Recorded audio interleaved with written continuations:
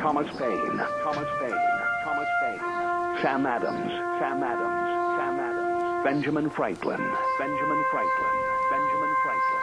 These men spoke up for what they thought was right. From their courage came such documents as the Declaration of Independence and the Constitution of the United States. From their willingness to speak what was sometimes unpopular but right, we enjoy such liberties as freedom of speech, the right to keep and bear arms, and freedom of religion. There are those who still wish to oppress our freedoms, and there are still patriots willing to stand up and defend life, liberty, and the pursuit of happiness. Men like Zeb Bell, who honor our founding fathers and what they stood for. It's now time for Zeb at the ranch, speaking up and defending your freedoms. Brought to you by Magic Valley Les Schwab Tire Centers and all of the other great advertisers on the program. And now, Zeb Bell. Please, please, just try this. Laugh, and then laugh some more, and sing It's a Beautiful Morning, even when it's not. Never regret growing older. It's a privilege denied to many. Have a great day. Yes, sirree. Good morning, everybody. I'm Zeb Bell. Here comes Kate Smith. And God bless America. Good morning. A Pledge of Allegiance in just a moment. And then the start of the program on a Wednesday.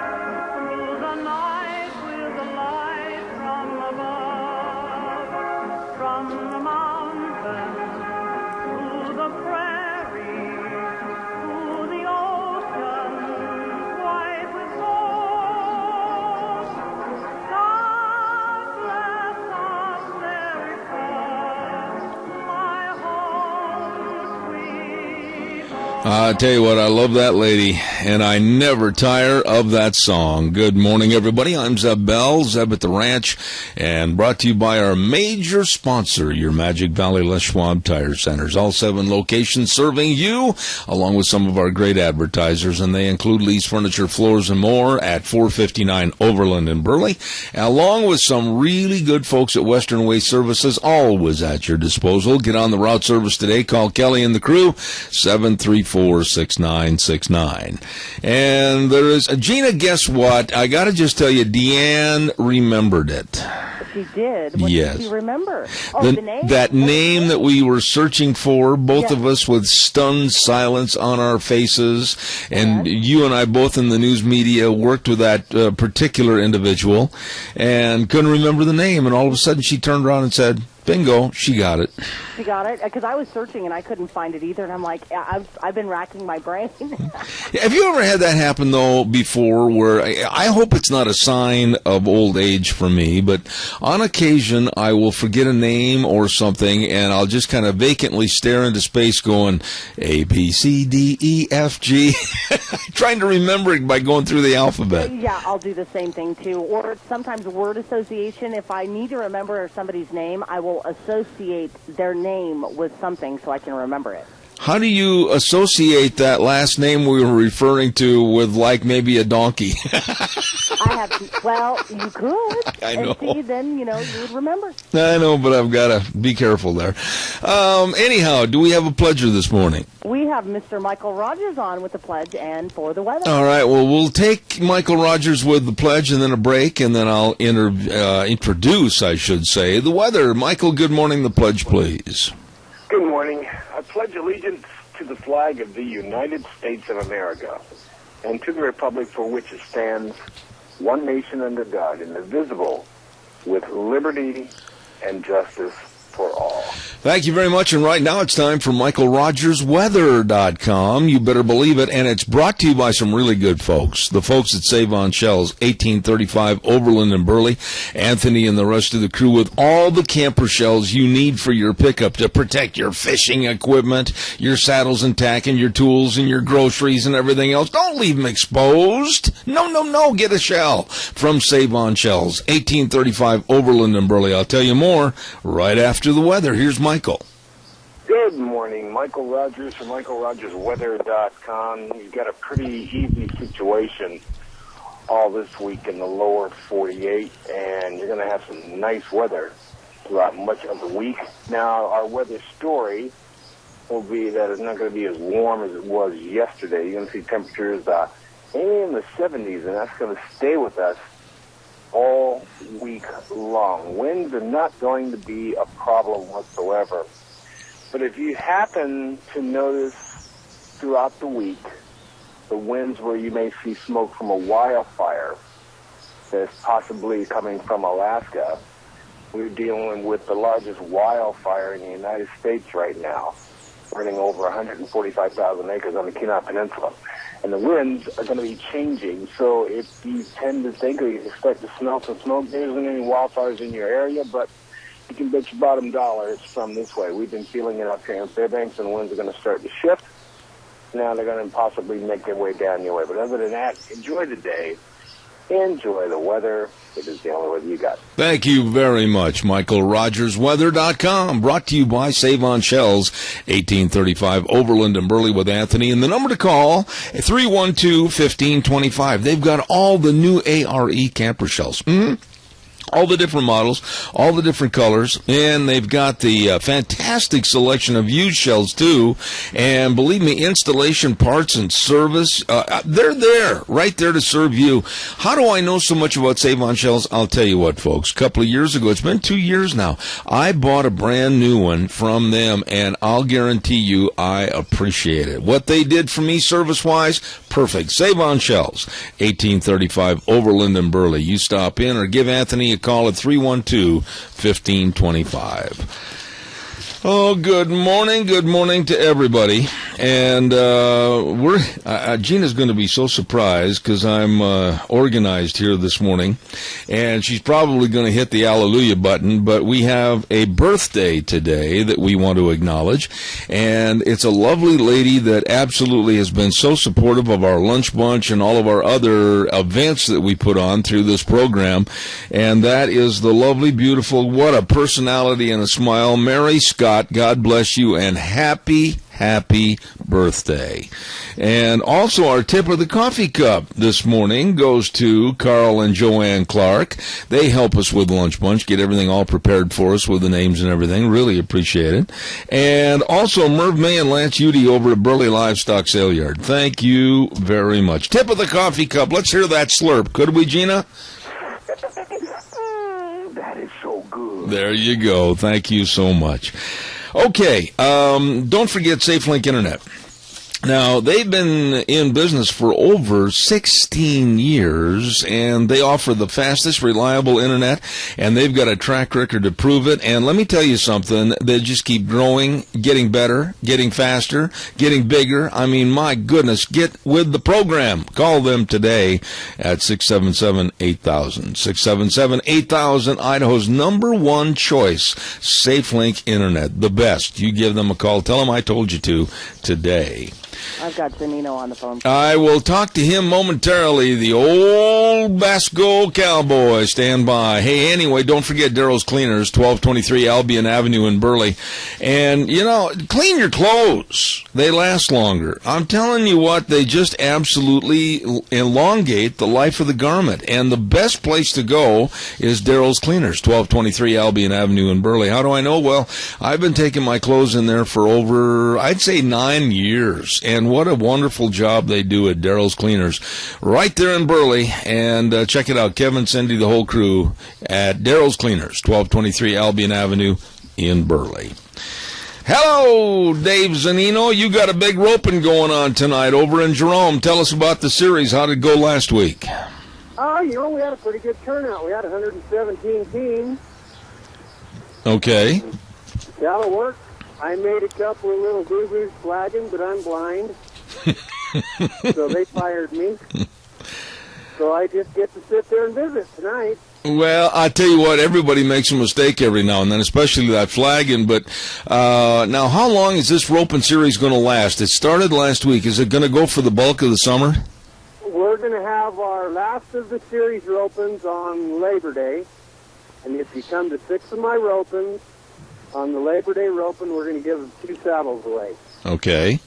And then after that, we got, I think we have the Silver Bit Classic up to Gooding. And then, we'll have a couple more there in Jerome on Wednesday night. But once the kids start playing football in September, it's kind of hard to get the parents out to rope. Well, now tell me a little bit, Dave, real quick. Cattle, a lot of people don't realize how hard, and it is hard. It's like finding hen's teeth to get roping steers right now. Why? What's the problem? Well, everybody's team roping right now is at an all-time.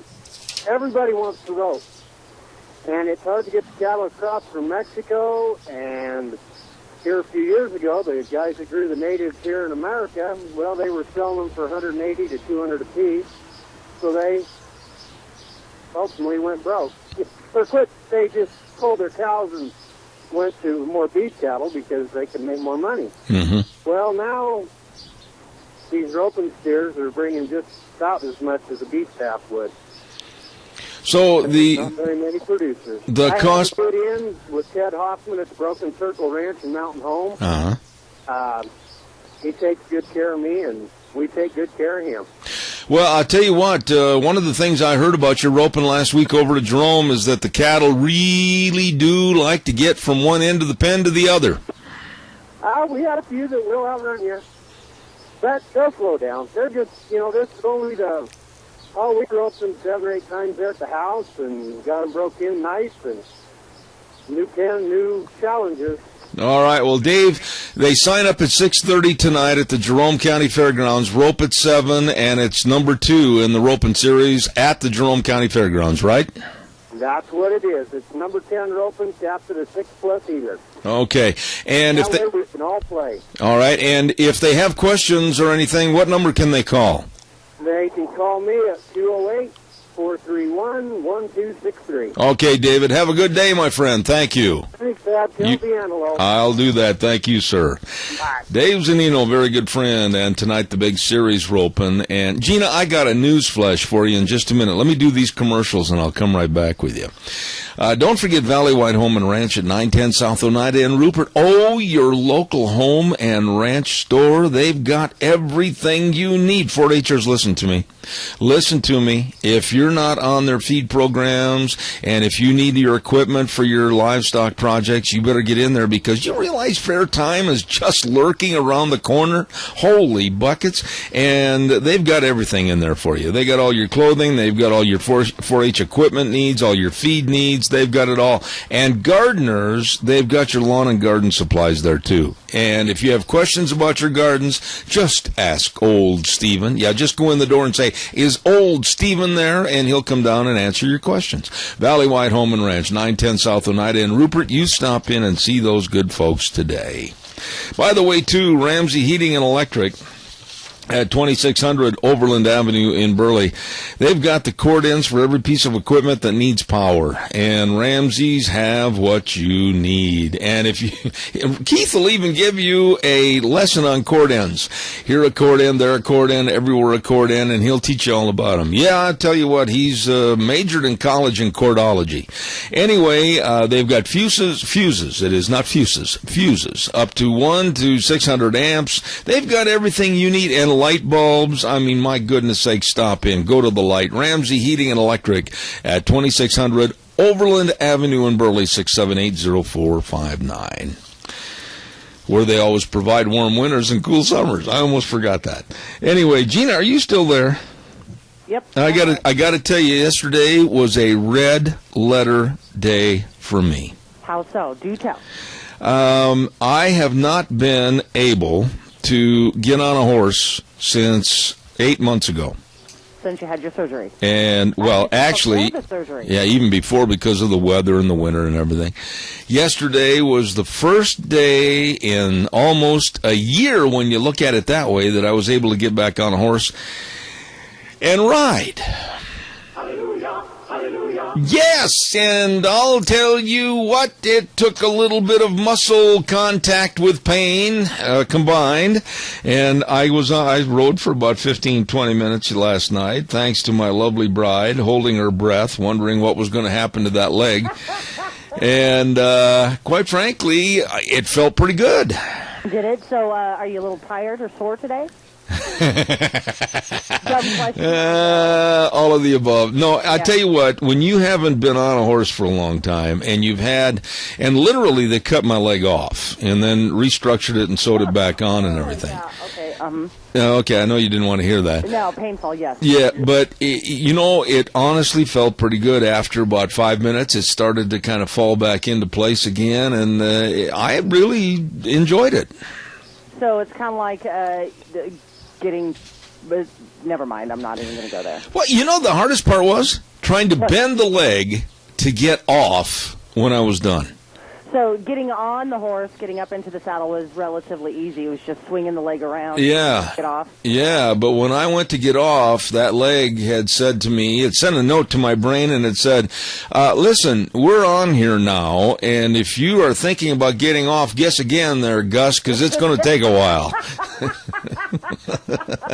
So what is going to be your riding regimen? Are you going to continue to do this daily? Every day. You have to, and I'm going to. And I'm sure your horses miss you. Not particularly. Well, I was trying to be kind. I got to tell you what happened last night, though, and a lot of people out there, they can relate to this, but, the leg's not working right. It's still pretty doggone weak. It just kind of goes where the rest of me goes because it's just hanging around, Right. But I went to get off, and my boot heel got caught a little bit swinging off, and there I was half off and half on. Now, this horse has not been used hardly at all since last year.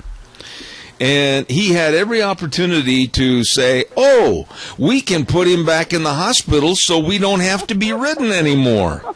But he didn't. No, he stood there like a sack of potatoes and never moved. And I said to Deanna, whew, thank the Lord.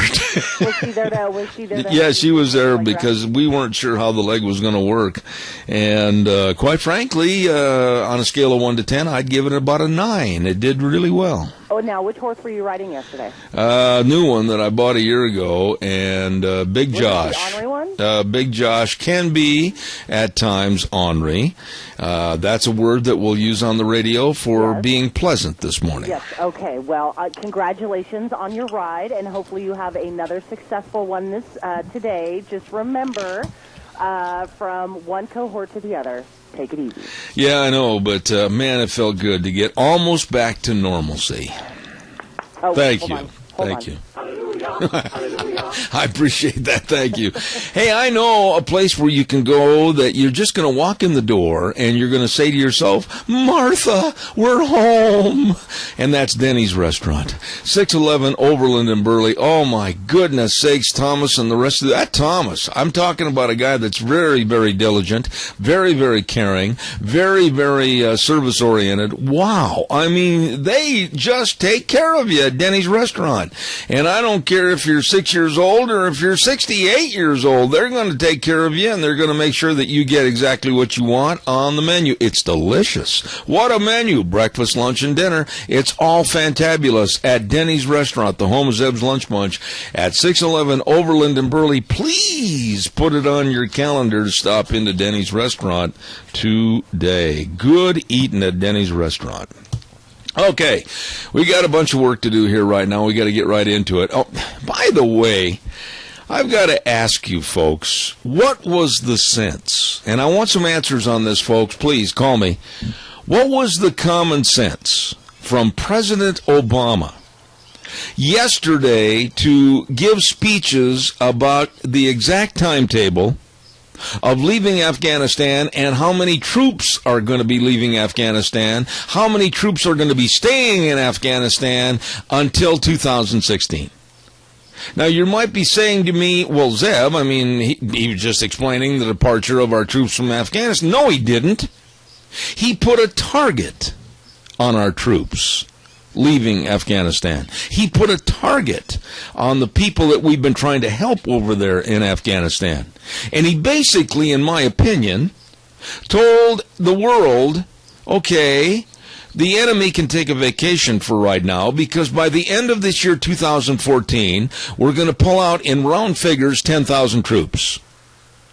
And then we're going to leave roughly 1,000 troops there, and then we're going to pull them out in 2016. So 1,000 troops are going to be staying there until 2016, and they're going to have targets painted on their backs.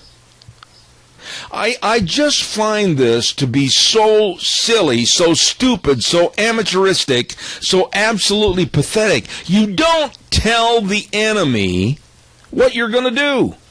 I mean, on a Tuesday morning, if all of a sudden you meet with the chiefs of staff and your administration department heads, and behind closed doors say, okay, now we're going to start pulling out and we're going to pull these many out, but you don't announce it to the world. Call me on this. I find this to be repulsive that he would put our troops in harm's way and also put in harm's way the people that we've been trying to protect. What common sense that the good Lord gave a goat possessed Obama to do something this stupid? Well, it's not the first time. Calls are welcome and appreciated. 436-2244, 1-866-927-4587. Really, why in the world do you broadcast to the world what you're going to do and how you're going to do it and when you're going to do it? Why? Why? Call me at 436-2244, 1-866-927-4587. Maybe it doesn't bother you, but it certainly does bother me because I worry about our troops. I worry about people in general because the enemy's going to say, fine, we'll just sit back and wait, and when you're done, we're coming in. Good morning, caller. You're on the air. Yeah, hi, good morning, Zeb. I think we all know what Custer's last stand was. Yeah. When we get down to a minimum number of troops over there, there's going to be a major slaughter, and nothing's going to be done about it. Tony, you've been around the horn once or twice, and with your age and your wisdom, etc., help me. What am I not seeing? This man is so repulsive to me. I have nothing but bad things to say about Obama and his amateuristic attitude, but really, why tell the enemy? You know, every time you divulge something about that, there's another victory for the enemy because they know just what we're going to do and they're going to counter us. And, you know, when you get into a situation like this, you've got to turn it over to the generals and tell them, let's get this thing done, just like World War II. Yeah. I had a lot of relatives in World War II. Yeah. They spared nothing. Children, mothers, fathers, civilians, everything, they were killed. And it had to be done to end the war. There's so many repulsive things about Obama that are coming to light with the lack of energy programs, the lack of honesty, the lack of respect for America. Tony, I'm telling you, I cannot get up in the morning and say one decent thing about this man. Well, he shredded this country so badly that it's going to take years to overcome the damage he's done. I feel the same way you do. I feel depressed in the morning when I get up and I say, what's going to happen to our children? Yeah, and, you know, every day, I don't know how you feel, but I got a break coming up, but I want to say this. Every day is a new day of looking at this man with more spite and more hatred because of what he does or doesn't do for this country. Well, when you're president of the United States, this is another subject, you have to be colorblind. That's true. I don't care who you're dealing with. You're going to have to treat everybody equally, but not with this fella. Well, I'm going to be getting into more of that in a few minutes. But, Tony, God bless you and Mary. Take care. I got a break. I got to run to, but thank you, sir. Thank you. All right, sir. I'll be calling you. Don't forget Travel Lube Supply, 1050 West 203 south of Hayburn. Number to call, 438-8730. Oh, my goodness. You heard Jim the other day. They got all your sprayer parts. Oh, they've got here a sprayer part, there sprayer parts. All over the place, they've got sprayer parts. And at discounted prices. You better check it out today. And they've got all your bolts, metric and standard. They got all your bolt bins. I mean, hey, come on. They've got everything for you. Oils, tools, everything at Travel Lube Supply, 1050 West 203 south of Hayburn. Number to call, 438-8730. It's time now for the Capital Press Ag Minute, and it's brought to you by Lennox Home Comfort Systems with our friends at Ramsey Heating and Electric at 2600 Overland Avenue in Burley. Here now, the Ag Minute. Today's Ag Minute brought to you by the Capital Press, the West Ag Weekly. The U.S. Senate and House have urged the USDA Secretary Tom Vilsack and U.S. Trade Representative Michael Foreman to stand firm on removing trade barriers to U.S. dairy products in talks with the European Union on the transatlantic trade and investment partnership. While Congress and the U.S. dairy industry call for reduced tariffs and simplified clarifications, requirements on U.S. dairy exports, their biggest concern is the EU's growing efforts to prevent U.S. companies from using common food names, such as Parmesan and feta cheese. Not only are exports of U.S. cheese carrying those names disallowed in the EU is forging trade agreements with other countries requiring that their imports of those cheeses come exclusively from the EU. For more agriculture news and information, turn to the West Ag Weekly, the Capital Press, and capitalpress.com. Hey, brought to you by our friends at Lennox Home Comfort Systems through our friends at Ramsey Heating and Electric at 2600 Overland Avenue in Burley. Caller, I'll be right there. Don't go away, I promise. Don't forget the Kids Canine Camp, Saturday, June 14th from 10 to 4 at Four Paws Bed and Bath. Wow, this is a great deal. They're going to have prizes and obedience training with your dogs and grooming and safety and all kinds of things. You better sign up right now. Right now, today. You need to pre-register by June 9th. And this is a great event for Kids Canine Camp at Four Paws Bed and Bath, 370 West 200 South of Rupert. Number to call, 438-4444. Good morning, caller. You are on the air. Well, good morning, Mr. Bell. I'm glad to be here. Well, hello, little Mr. Sunshine. You betcha.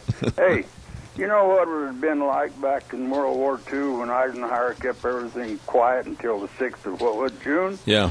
What if we'd have let it be known, hey, we're going to hit Normandy at 6 o'clock in the morning, everything ready to go, and you thought we had thousands lying, laying there in the water in the first division. What would it have been like if it had been known ahead of time we was coming? I can't and I don't want to even imagine or envision what would have happened on the beaches for D-Day. I mean, you bring up a very good point. There has to be secrecy. There absolutely should be secrecy. But please tell me, am I missing a point here about Obama? And he's trying to cover his tracks like a cat in a sandbox right now. You know it as well as I do by going to the various military organizations and schools the last couple of days. He is trying to rebuild a trust that has been shattered and broken on the floor with the VA, and he's trying to put it back together. But you're not going to help anybody by telling the enemy what we're going to do. I know it, and Hagel's not helping matters none. What in the hell they put that stupid knucklehead in there for, I'll never know. There has got to be a reason that you would put somebody like Chuck Hagel in as Secretary of Defense, but it's beyond me, Al. I consider myself to be a fairly well-read person and knowledgeable about what's going on, but I look at his credentials, I look at his past, I look at the people that really don't like the man, and I can't come up with a solid reason as to why he's in the position he's in. Well, I don't know, but I always followed that history and that. And de Gaulle, he wanted to be the one over there in Normandy and that was going to be the big shot. Well, he couldn't fight his own country, so he went over to England, and Eisenhower said, keep him the hell out of the room. It's we'd have had it blabbed all over the world over there. Absolutely. Now, you've been in the military, and God bless you for your service, but I want to ask you, do you think I'm wrong on my assessment that by telling everybody, the world, that we're pulling out 10,000 troops and leaving 1,000 there for 2 years, we're putting targets on their back? That's right. Just like Doolittle when he went over there and bombed Japan. What if we just told them, hey, we're going to send some B-25s and we're going to blow the hell out of you? Yeah. What would happen? Yeah, absolutely. A lot worse than it did. Al, thank you very much for your call. I appreciate it. Good one. Thank you, sir. Caller, good morning. You're on the... lift to get you on that horse? Tackle? There are personal things that you do not need to know, Al. Thank you. Have a good one. All right. Caller, good morning. You're on the air. Good morning, Zeb. You know this, when I was in Vietnam, I was in 11th Armored Cavalry, and we were the first unit ordered into Cambodia on the 1st of May. And we were actually the last unit to leave. But President Nixon at that time got up on national TV while we was in Cambodia and said, we're leaving the 30th of June. And that man at that time caused a lot of American soldiers to be killed leaving there. Mm-hmm. And we had, leaving there, had 31 enemy contacts just leaving because he said what we was going to do. So what you've been talking about this morning makes me so mad I can't see straight about this fool get up and tell him what we're going to do. But, you know, and I know who this is, and it's so good to hear from you. I hope you're feeling better. But I just absolutely am appalled that this isn't the first time, Ray. This has been a modus operandi for this president since he took over office, of wanting to tell what's happening, wanted to be open to the world. And why? With the 1,000 troops that are going to be left in Afghanistan for 2 years, they're going to be just naked and basically open to the world as targets, and that scares the dickens out of me.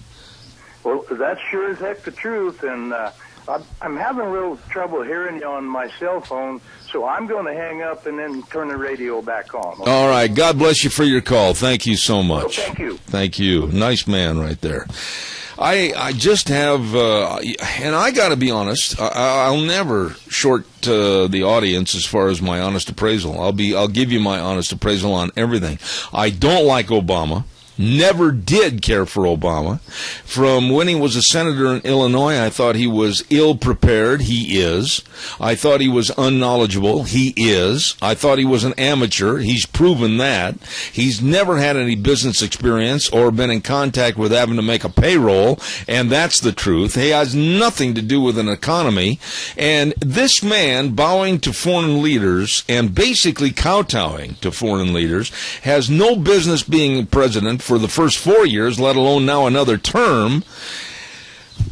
I can't stand this administration. There, I'm being honest. And I know, I've said this before, there are some nitwits out in the audience right now that are saying, oh, you don't like him because he's black. I don't like him if he were a shade of green, yellow, and purple. I don't like the man's ideology. Nothing about the man do I like. Oh, by the way, before I do this commercial, I want to tell you, and this is kind of tying them together, okay? Barack Hussein Obama and his wife, Big Mama Obama. Well, today, and do yourself a favor and kind of just thumb your nose at this administration. Here's what I want you to do. Today is National Burger Day. It's National Burger Appreciation Day. So go get a hamburger, go get a cheeseburger, whatever. It's National Burger Day. But take a Sharpie along. You know, one of those kind of felt tip-like pens? Take a Sharpie along. And when you get your order, hold it up in one hand, take the Sharpie and write Big Mama Obama on the wrapper, as kind of a tribute for her trying to mess into our lives and tell us what to eat or what not to eat. Okay? Do yourself a favor. Caller, I'll be right there. Stand by. Eli sent us a note. Big Eli with Berry Equipment and Rental sent us a note, and he said, hey, we've got a special edition of the millionth loader. Oh, this is a big dude, S650. It's got all the jazz on it, and it's right there in Burley at the Burley Showroom. They've got all the loaders with great lease payments. Oh, my goodness sakes, you better get on in to Berry Equipment and Rental. They've got 3 locations, Addison Avenue West in Twin Falls, South Lincoln and Jerome, and of course the new one at 159 West Highway 30 in Burley. Oh my goodness, all the Doosan loaders and excavators like I just talked about, and they got the Coyote tractors, got a whole passel of Coyote tractors, Bobcats, everything you need, Walker mowers, everything at Berry Equipment and Rental. Again, Twin Falls, Jerome, and the new one at 159 West Highway 30 in Burley. Good morning, caller. You're on the air. Hey, good morning, Zeb. This is Mike Greenwell. How are you today? Mike, I am, well, goodness sakes, it's good to hear from you, sir. How are you? Do you agree or disagree with my dissertation this morning? Absolutely agree. It's kind of funny being retired from the military and looking at somebody who has absolutely no clue of what the military is about, trying to make decisions for them. This is the same problem that we've had since Korea. We're fighting a battle from the White House versus from the front line, where a commander should be making decisions. It's just astounding to me that we continue to do it this way, even though continuously we see it doesn't work. And it's not just. And you look at Obama; he's just a product of what our universities have been cranking out over the last 4 decades. He's just we've got some very hardcore socialists, I dare say communists, that are in control of our higher institutions of higher learning across this land, and we've allowed that to happen by our own inaction. I agree. It's something we've got to change. We've got to, here on the ground, diametrically, we've got to figure out what we need to do next and stop this, because it's just going to lead to our downfall. It's pure and simple. Absolutely. Mike, let me ask you a question. And I know that I'm somewhat being melodramatic, but then on the other hand, I'm being very serious. But with the 1,000 troops, which is minuscule numbers, 1,000 troops left in Afghanistan after everybody else pulls out. If you were one of those 1,000 troops left, wouldn't you feel isolated, desolated, and absolutely like the rest of the world didn't care? They already do. That's one of the things right now. The military, you haven't heard a lot. You really haven't heard this in the national media, because it's not sexy or whatever. But they're not having a problem with the downsizing right now, because they were already having a problem keeping seasoned soldiers due to the pure and simple fact morale is at an all-time low. If you look at, I'm a subscriber to the Army Times. It's a periodical weekly newspaper, and they did a quick little survey of a couple thousand troops, and it was a complete flip-flop. 10 years. They did one 10 years ago. They did one here in the last 2 months, and it was complete flip-flop. Morale has completely gone to the tank. It's insane. The troops just don't really think that the president is there to support them. Let me ask you, as the majority, I should say. Mike. Let me ask you a question. I think it was 82%. Okay, Mike. Let me ask you a question right there, because you bring up a really good point about morale. We've still got 2 years left with this guy. And, unfortunately, we may be looking at a commander-in-chief that is going to be also very left, also without any experience working with the military, and that could be very possibly Hillary Clinton. When you look at that scenario, as a former soldier with boots on the ground over in that area of the Middle East, what are your thoughts about your comrades in arms that are still there? I will tell you right now, there has been a concerted effort for a long time to demoralize the military. And I honestly believe that, well, look at the products of what's come out of recently out of the military. You have some great commanders, but then again, you've also had guys like Shinseki. I served under Shinseki. Quite frankly, as somebody who served under the man, I don't think he had a clue what he was doing. He was a politician. He wasn't a leader. Yes, he was a combat soldier. I understand that. He served his country proudly, and I applaud that. But the guy made some pretty piss-poor decisions when it came down to it, and governed. He didn't lead. He governed, which is not what you need in the military. Absolutely. Military is just going to... Like I said, there's been a concerted effort. You see a lot of these steel-bit officers that are getting promoted purely by political appointments rather than their leadership ability. And I think it's just a systematic destruction of of the internal workings of a very fine organization. Let me ask you one final thought here, Mike, and then I've got a hard break for the weather. But you, of course, are very, very well versed in what's really going on with the Veterans Administration and the VA hospitals. How bad, in your opinion, is the situation? Can it be corrected with this administration, or what should be done? Oh, I don't think it can be corrected with this administration. This administration does not have the will to correct it. I mean, pure and simple, when you look at the guy, 8 years ago, he said it. It came out of his own mouth that the VA was a debacle. And here we are 8 years later, it's still a debacle, and he's not going to take the guy who's been in charge of it and can him. Kentucky, again, he's governing, he's not leading, he's not fixing the problem. It's a problem systematic throughout all of government. That's my personal opinion, and maybe backtrack just a little. A lot of governments, they're of the thought that we're not here to serve the people. The line of thinking of the people are here to serve us is becoming prevalent across many areas of government service. Mm-hmm. And you know, for a fact that I worked for the United States government for many years. I actually don't anymore. I tendered my resignation here 2 weeks ago, and I no longer work for them. So, I just want to say something to you, Mike. You, your family, everybody that has served. God bless you for your service to this great country, and also, I appreciate your candor and your honesty in speaking out this morning, and I really would appreciate it if you'd try to get a hold of me after the program, and I'd like to do a segment where I could have you here in the studio and talk more about the VA and talk more about these problems, because I just absolutely will do anything I can, small part as it might be, to try to help our soldiers and our military. So thank you so much for your call this morning. Hey, no problem. Thank you, Jim. God bless you. Thank you much.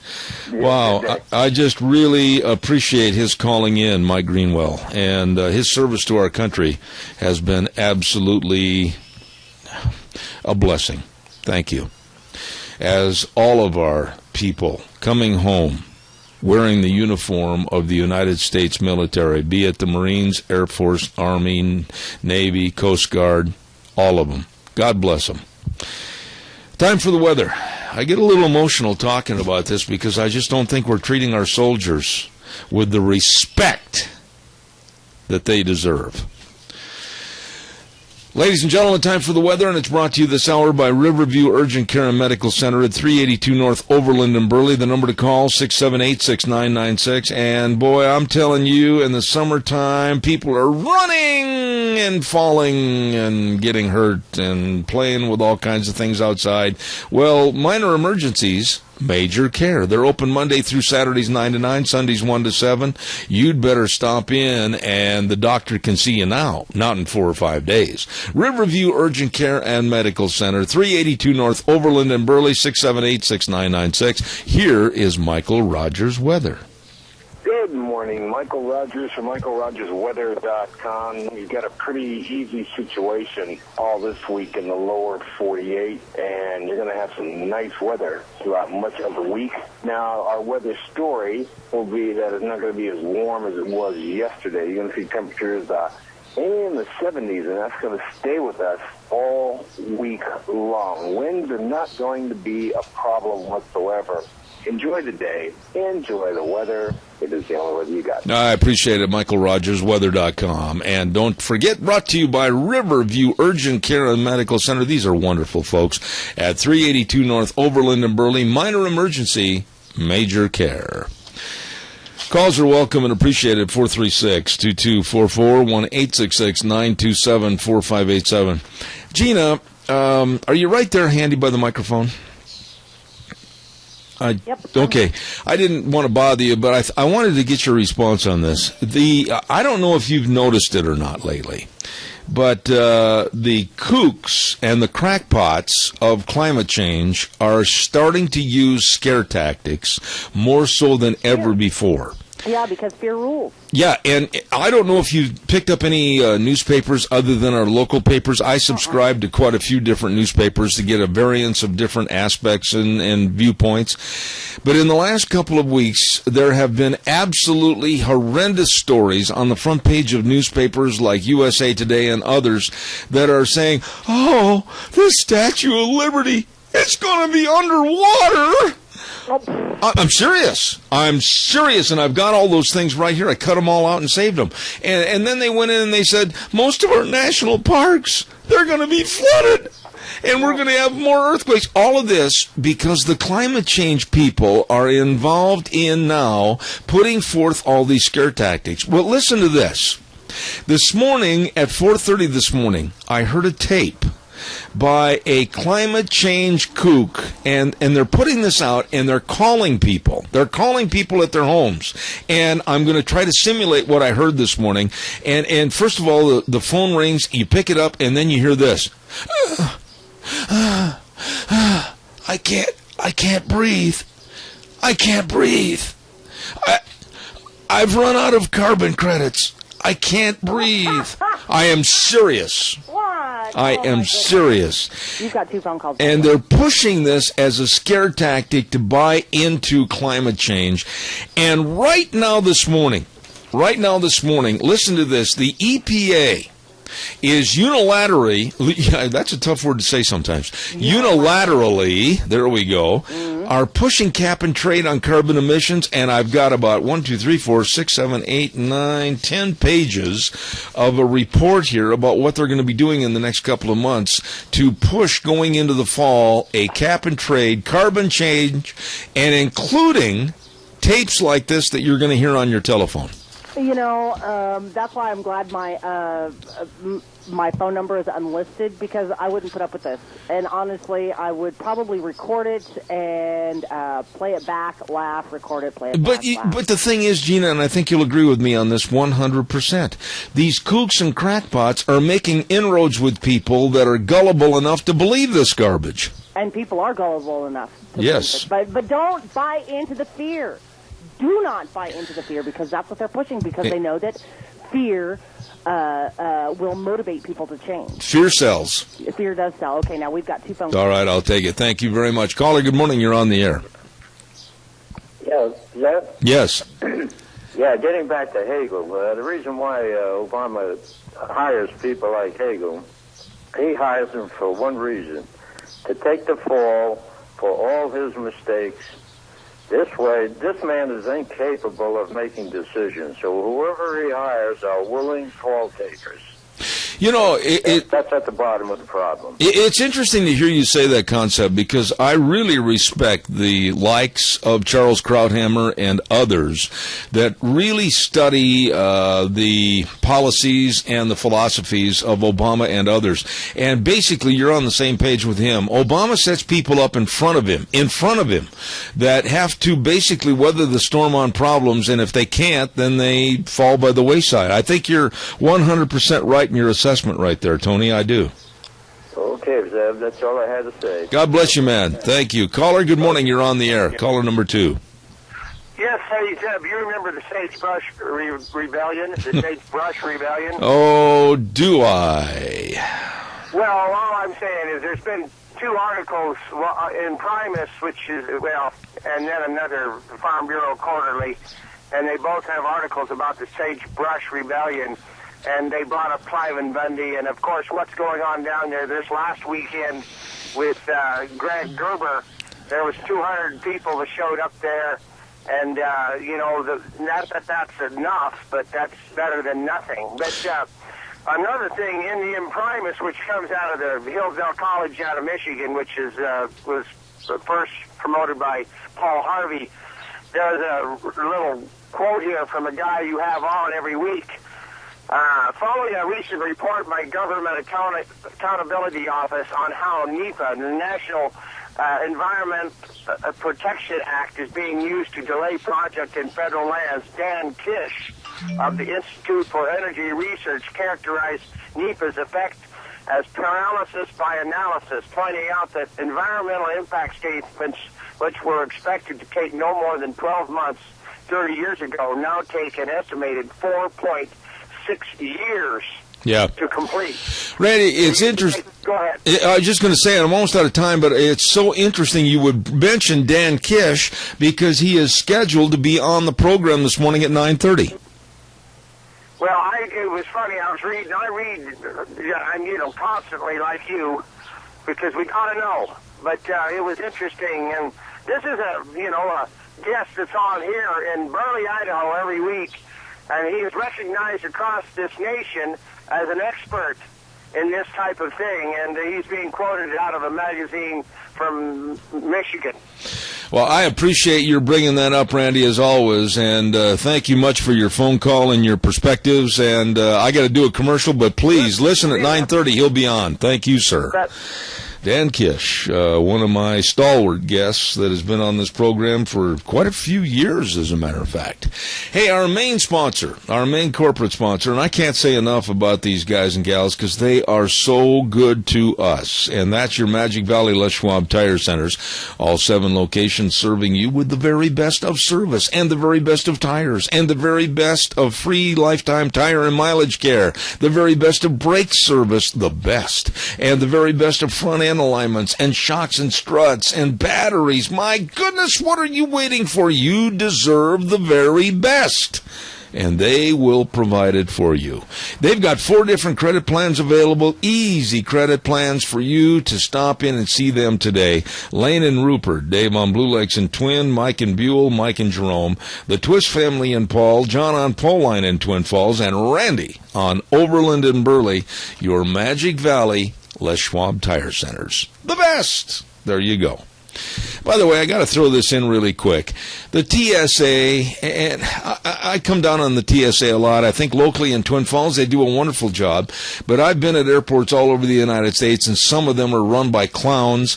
The TSA pats down little children, and basically the kids are in fear of everything that's going on, and yet they didn't find recently AK-47 clips from 2 Yemeni passengers that were headed back home.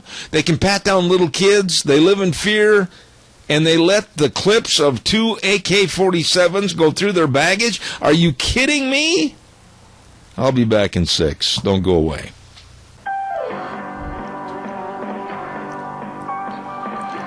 Boy, that guy can play the ivories. Good morning, everybody. Zeb at the Ranch. Hour number 2 brought to you by your Magic Valley Les Schwab Tire Centers, all 7 locations.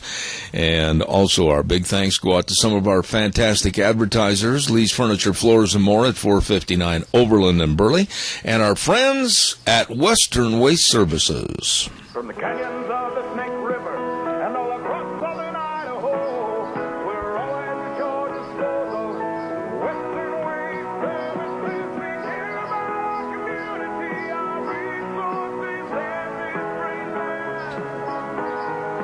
Western Waste Services is lending a hand, always at your disposal. Western Waste Services. Always at your disposal, Western Waste Services. And you know, I've been talking to you that coming up for the summer, my goodness sakes, the reunions, the company picnics, all the get-togethers. Well, maybe you're going to rent a great big place in the park someplace. Well, maybe you better check on the porta potties. Or maybe you've got something else planned, like maybe you're cleaning out your garage, or maybe you're cleaning out the basement. It is your summer project. Well, you might need a dumpster, and they've got dumpsters in various sizes. My goodness sakes, yes, they're always at your disposal. All you have to do is give them a call. Give them a call at 734-6969. Western Waste Services. Really, really nice people. Hey, by the way, don't forget on Thursdays, tomorrow, we've got Gardening for Idiots, a program aptly named after me. I'm not much of a gardener, but I'm learning from Vicky's Country Garden at 185 South 600 West of Paul. Number to call, 438-5663. Vicky has all of your gardening needs and all the answers for your gardens, too, at Vicky's Country Gardens on the Burley Paul Highway. You stop in and see her today. And also, real quick, I want to say thank you for some folks that have been with us a long time on this program, and that's Hanson Mortuary with our dear friend Joel Heward, the manager-owner at 710 6th Street in Rupert. And they treat you with the same family respect you want to be treated with. That's right. As a matter of fact, when you have questions, they have flexible hours, not just 9 to 5. They're there when you need them. And all you have to do is just remember the number and call. 436-5636, that number for Hanson Mortuary, and they can help you with all the arrangements for a funeral. You don't have to go to them. They'll come to you if need be, so just please give them a call. 436-5636, Hanson Mortuary, 710 6th Street in Rupert. I look forward to Wednesdays because I get a chance to talk to a dear friend over in Colorado, and that's, of course, Mr. Doug Johnson. Doug, good morning, sir. How are you? I'm good, Deb. How are you this morning? Well, I'm fine, but I've got some concerns this morning that I wanted to mention one of them to you. And for some reason, I think I can read you like a book. And by the way, you do have a new book out. That's a great way to segue into your new book. How's it going? It's going well. It's going well, although I'm finding that people are not understanding the importance of how we choose our leaders and the importance of understanding that character is what counts more than anything. And so it's getting a good reaction, but it is what I want to say, a skeptical reaction, I guess, at first before they read it, because there's the misunderstanding that of how we choose people. And I can go on for half an hour on that. I won't. But anyway, thanks for asking. It is doing well. All right. And by the way, if I didn't mention the title, I should have, and I apologize. The Leadership Secret is Doug's new book, and we really appreciate all the effort he's put into that. Doug, the question is this morning, and I put it out to my listeners in the first hour in regards to the audacity and, quite frankly, the unintelligence shown by this administration to tell the enemy in Afghanistan when we're going to be pulling out, how many troops we're going to be pulling out, and very, very sorrowfully, how many people we're going to be leaving there and basically painting targets on their back. This administration, as far as I'm concerned, is so amateuristic, they should be bounced out of there like a basketball going down a hall from a gymnasium. Well, I know we've had discussions about this before, and your statement, you can read me like a book, you probably know what I'm going to say, and that is that I don't believe they're amateurs. I believe they are extremely good at what they do, because what they do is destroy America. And so based on what they are there for as progressives, they're very successful.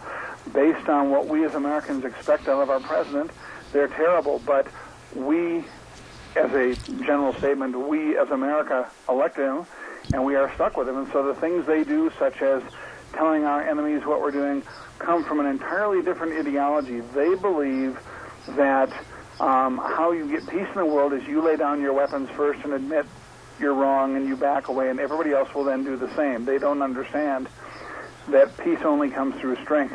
So it's an ideological issue, and and we are unfortunately stuck with it because we elected them.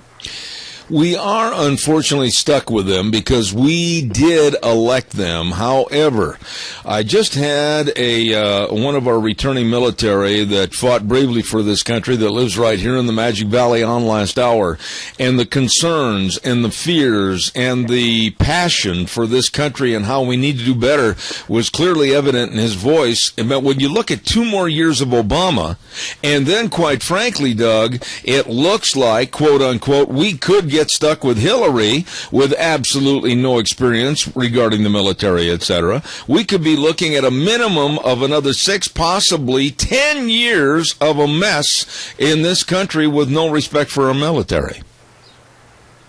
Well, we don't have 6 or 10 years to survive. The country will not survive.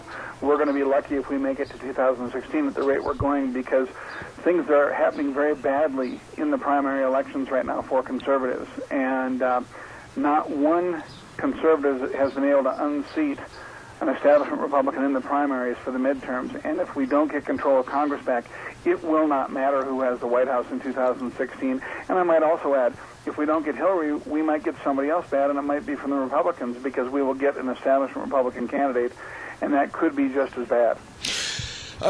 What is shaping up politically right now in your mind, Doug? I'm following it here. I've got my own thoughts as to who I think is going to jump to the forefront, but I don't want to see Jeb Bush.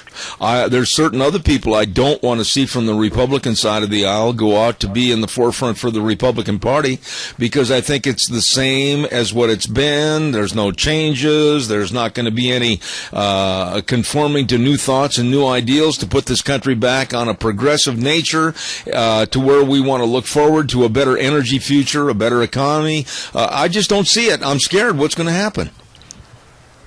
Well, and I am too, and I fear that what's going to happen is what I have said for a long time and even alluded to back in No Tomorrows when I wrote it in 2011, and that is that America is headed down a path where we will no longer be a world superpower. In fact, Lech Walesa actually said recently that we are no longer an influencer in the world, and I think that's true. And but not only that, we're going to see a standard of living in America change so dramatically. I believe people in America will be living somewhere on a level between that of the mid-19th century to the early 20th century. The things that we consider everyday things that we automatically have will become luxury items that very few will have. That's where we're headed, because Americans won't stand up and do anything about it. We rant and rave and we scream and yell, but we are doing nothing about it. And I fear that that's where we're headed and what our children and grandchildren are going to have to live with. All right, but wait a minute. I'm going to put your feet to the fire here for a minute, and it's only because I'm sure that you probably have a good answer. You said we're doing nothing about it. Okay, then the response would be from the listeners, and the response would be from the masses. Okay, but what do? Nobody listens to us.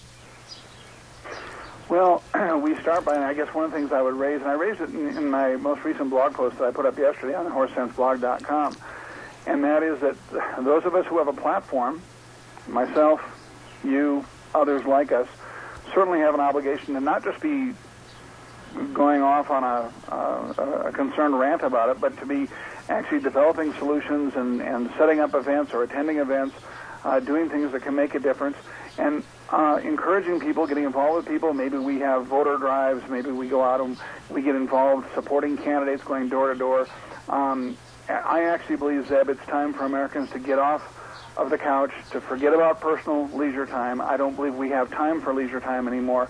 We must spend every waking free minute we have working to save this country, or it's gone. We don't have time to think about ourselves anymore because it's so far gone. And so it's going to take a lot of activity, a lot of brainstorming, but it also means that the individual, the listeners, as you say, who are sitting at home asking, they need to be involved in these very things themselves, whether it's talking to a person they work with or their neighbor, or whether it's going door to door for a candidate, or standing up for issues, running for an office themselves. These are all critically important, because we are at a point now where it's getting to be too late. We are seeing the establishment Republicans win significantly in the primaries, and I think this all comes back to something I'm thinking about writing about in the next week or two, and that is how conservatism is falling in America because the values in America, the morals in America are falling. Yeah. Younger people are significantly more liberal today than they have been in the past. They're more likely to vote Democratic, to vote for the liberal candidate. They embrace values that you and I don't embrace. For example, overall, all Americans right now, 55% of all Americans believe that gay marriage should be supported.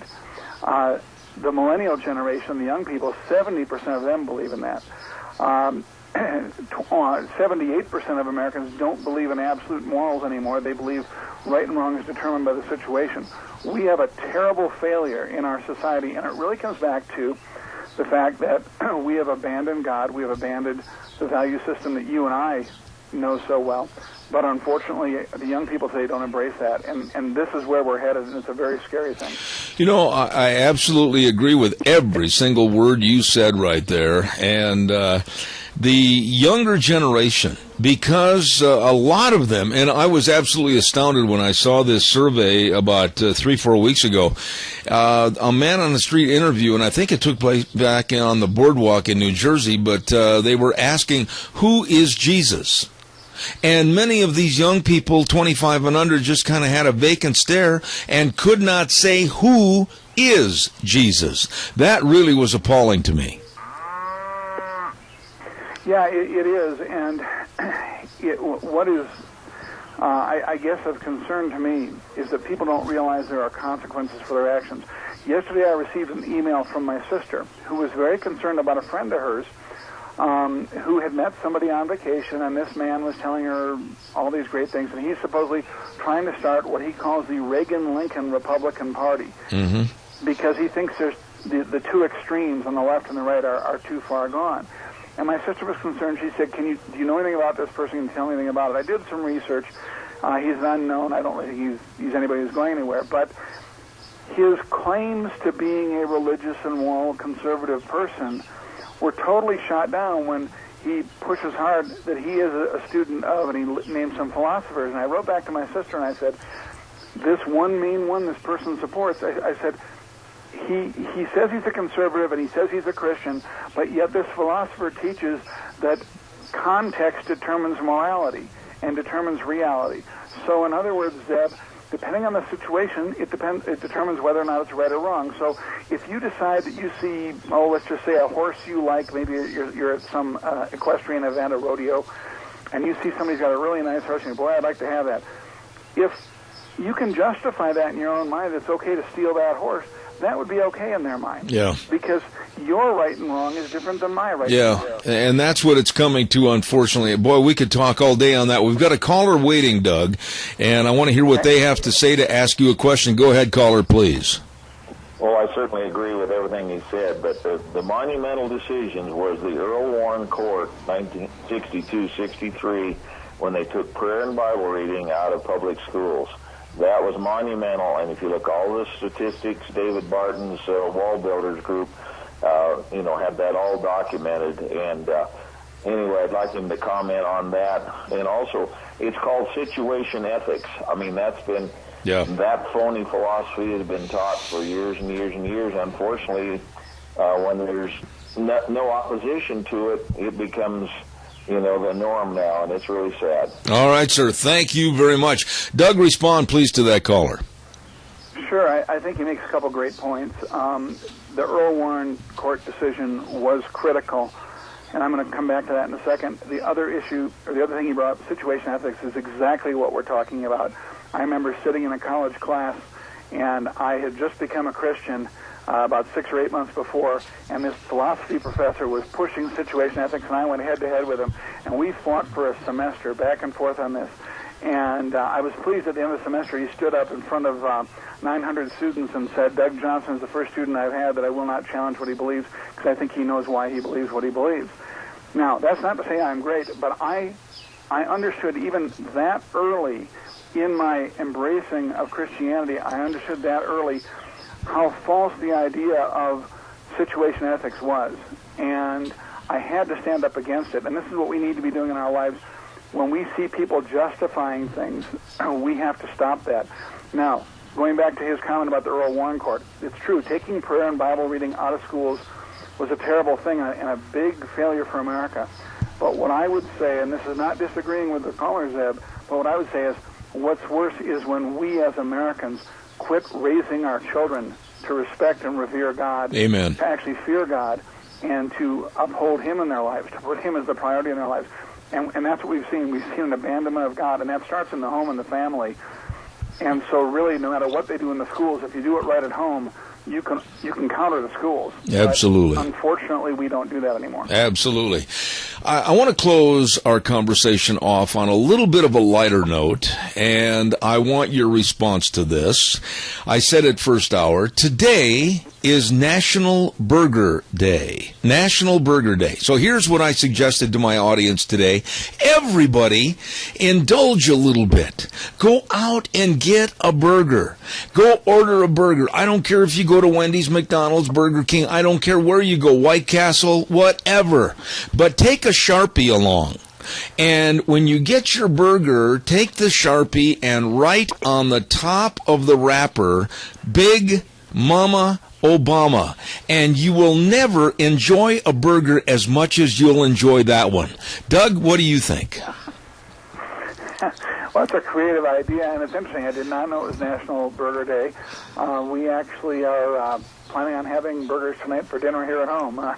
That's what I'm planning to make for dinner. So it's interesting that that's just happened to be that way. But I think you've got a very creative and maybe a fun idea, Zeb, and we need a little levity and a little fun in the middle of all this, because if we can't keep laughing and smiling, we're not going to survive at all. Well, Doug, the main thing I want to remind you, though, is please make sure that it has a wrapper on it. Do not take the Sharpie and write on the top of the bun. Oh, well, you're going to make this hard now. Okay. Listen, the reason I brought it up, though, is for a very concerned reason. We are being dictated to and told by this administration more so than ever before as to what we can and can't eat. But yet, when you look at all the pictures of whether this family goes to Martha's Vineyard, whether they go to Las Vegas, whether they go to New Jersey Shore, whatever, they are always indulging themselves in burgers and fries and Cokes. So it's not what they say they do, it's what they want us to do as far as our dietary habits. So I think everybody ought to indulge and enjoy today on National Burger Day. Well, I agree, and I'll say one thing about your comment about what they do. This is typical not just of this family, it's the left. Do as I do, not, or do as I say, not as I do. This is how they live. And so everything is that way. They lecture people about the terrible idea that somebody might have wealth, and yet those of them who are wealthy are not giving any money away. They're not supporting the causes they believe in. They just want the government to give more money to it. The Democrats could change their name to the hypocrites, and it would be no different, because that's what they are. Doug, real quick, final thought here this morning, as a matter of fact, they're in court right now. And in Mexico, it's you're guilty until proven innocent, as opposed to what we supposedly believe here, you're innocent until proven guilty. We have a Marine down in Mexico that's been held for over a month. Your thoughts quickly on why John Kerry, Secretary of State, and Obama himself haven't done anything to get this Marine released. Well, they don't care. I mean, it's very. They don't care. They don't. It's just like the pastor over in Iran, who I believe is from Idaho. That's right. They've done nothing to get him out. There's no efforts made. They don't care what happens to these people. It doesn't matter to them, and it's very tragic. And what's very scary is that America is the only country in the world where you are innocent until you're proven guilty. You don't have that anywhere else. You must prove yourself innocent everywhere else, and people don't realize that. And I was detained once in Mexico, and it was only for about 2 hours, and it was 2 hours of terror. And I was just kept at the border, but knowing where that could end up because of misunderstanding. It's a very scary thing, and I think we need to be praying. I'm well aware of the case you're talking about. We need to be praying extra hard for this young man and for his family, because he needs a miracle. He does not need to go through this, and he needs a miracle, and we need to be praying that he gets that. The man that writes the Horse Sense blog and has books to his credit, and I still am working on mine, the latest book, The Leadership Secret, Doug Johnson from Colorado. Doug, I always look forward to having you on the program. I know you're a busy guy. Health-wise, how you doing? Everything okay? Yeah, we're doing okay. Going back to the doctor today for some follow-up. We'll see where we're at, but things are hopefully going okay. I feel good, so that's good. All right. Well, God's blessings to you. Thank you for sharing part of your day with us on our program, and I'll look forward to next Wednesday. Doug Johnson, Colorado, thank you so much. Thank you, Zeb. God bless. Really nice guy. Doug Johnson, author and quite a blogger, and I appreciate his comments right here on our program this morning. Don't forget all the Lennox home comfort systems. Yes, and they're available through Ramsey Heating and Electric at 2600 Overland Avenue in Burley. For more information, you be sure and give them a call at 678-0459, Ramsey Heating and Electric.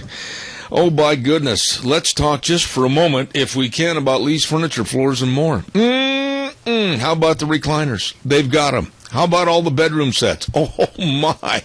They've got them. How about all the carpet rolls and rolls and rolls and rolls of carpet? Whatever you're looking for, they've got it right there at Lee's Furniture, Floors, and More. All the sofas and the love seats and the chairs and the ottomans and the entertainment section. They've got your entertainment shelving, and they've got, oh, my goodness, all the accessories and the tables and chairs for the dining room.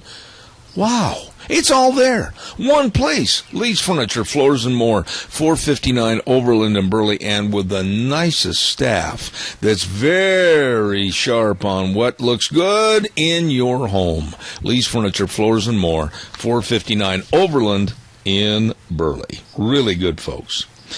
You know, I absolutely love our four-wheelers. And it was the greatest thing in the world ever. About 5 years ago, when Nick and I sat down and talked about these four-wheelers, and I said, okay, I'll take two.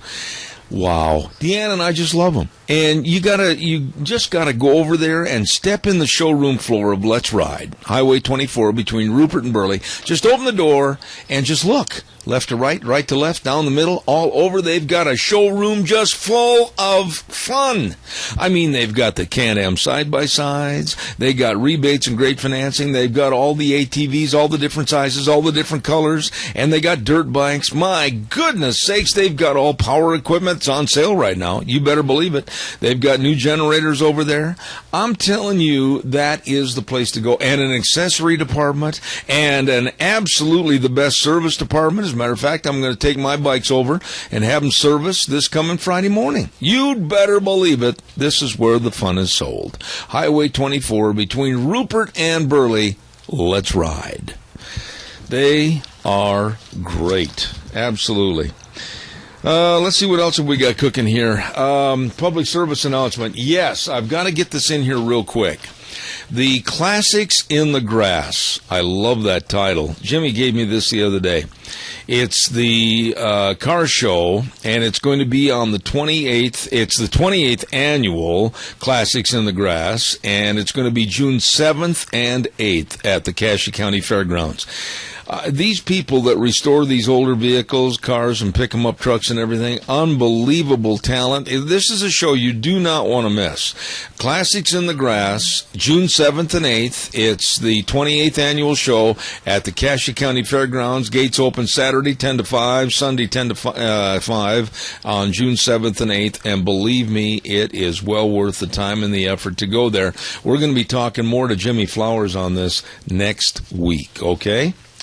Also, don't forget our friends at Cameron and Siemens Insurance. And, of course, Dean and Todd, always dedicated and responsive to your needs. Life insurance, health insurance, retirement planning, employee benefits. You don't want to put that on the back burner. No, you want to make sure you take care of that today. Don't put it off. You call them at 436-4424, 436-4424, and sit down and talk to the guys that are accessible and devoted to serving you and very professional. Cameron and Siemens Insurance, Highway 24 in Rupert, the best. Well, I just said the key word. When I said the best, his ears perked up and he says, well, he's talking about me. And that's with the Institute for Energy Research, Mr. Dan Kish. Dan, good morning to you. How are you? Well, good morning, Zeb. God bless. I have been blessed, and I've been blessed with great people like you coming on the program, talking about energy or the lack of. I don't even know where to start this morning. I'm seeing that wind energy is back in the news. I'm seeing that the Democrats want to start pushing again for cap and trade with the EPA. I'm seeing Obama wavering, just like you said he would on the Keystone Pipeline. Where do we start first this morning, Dan?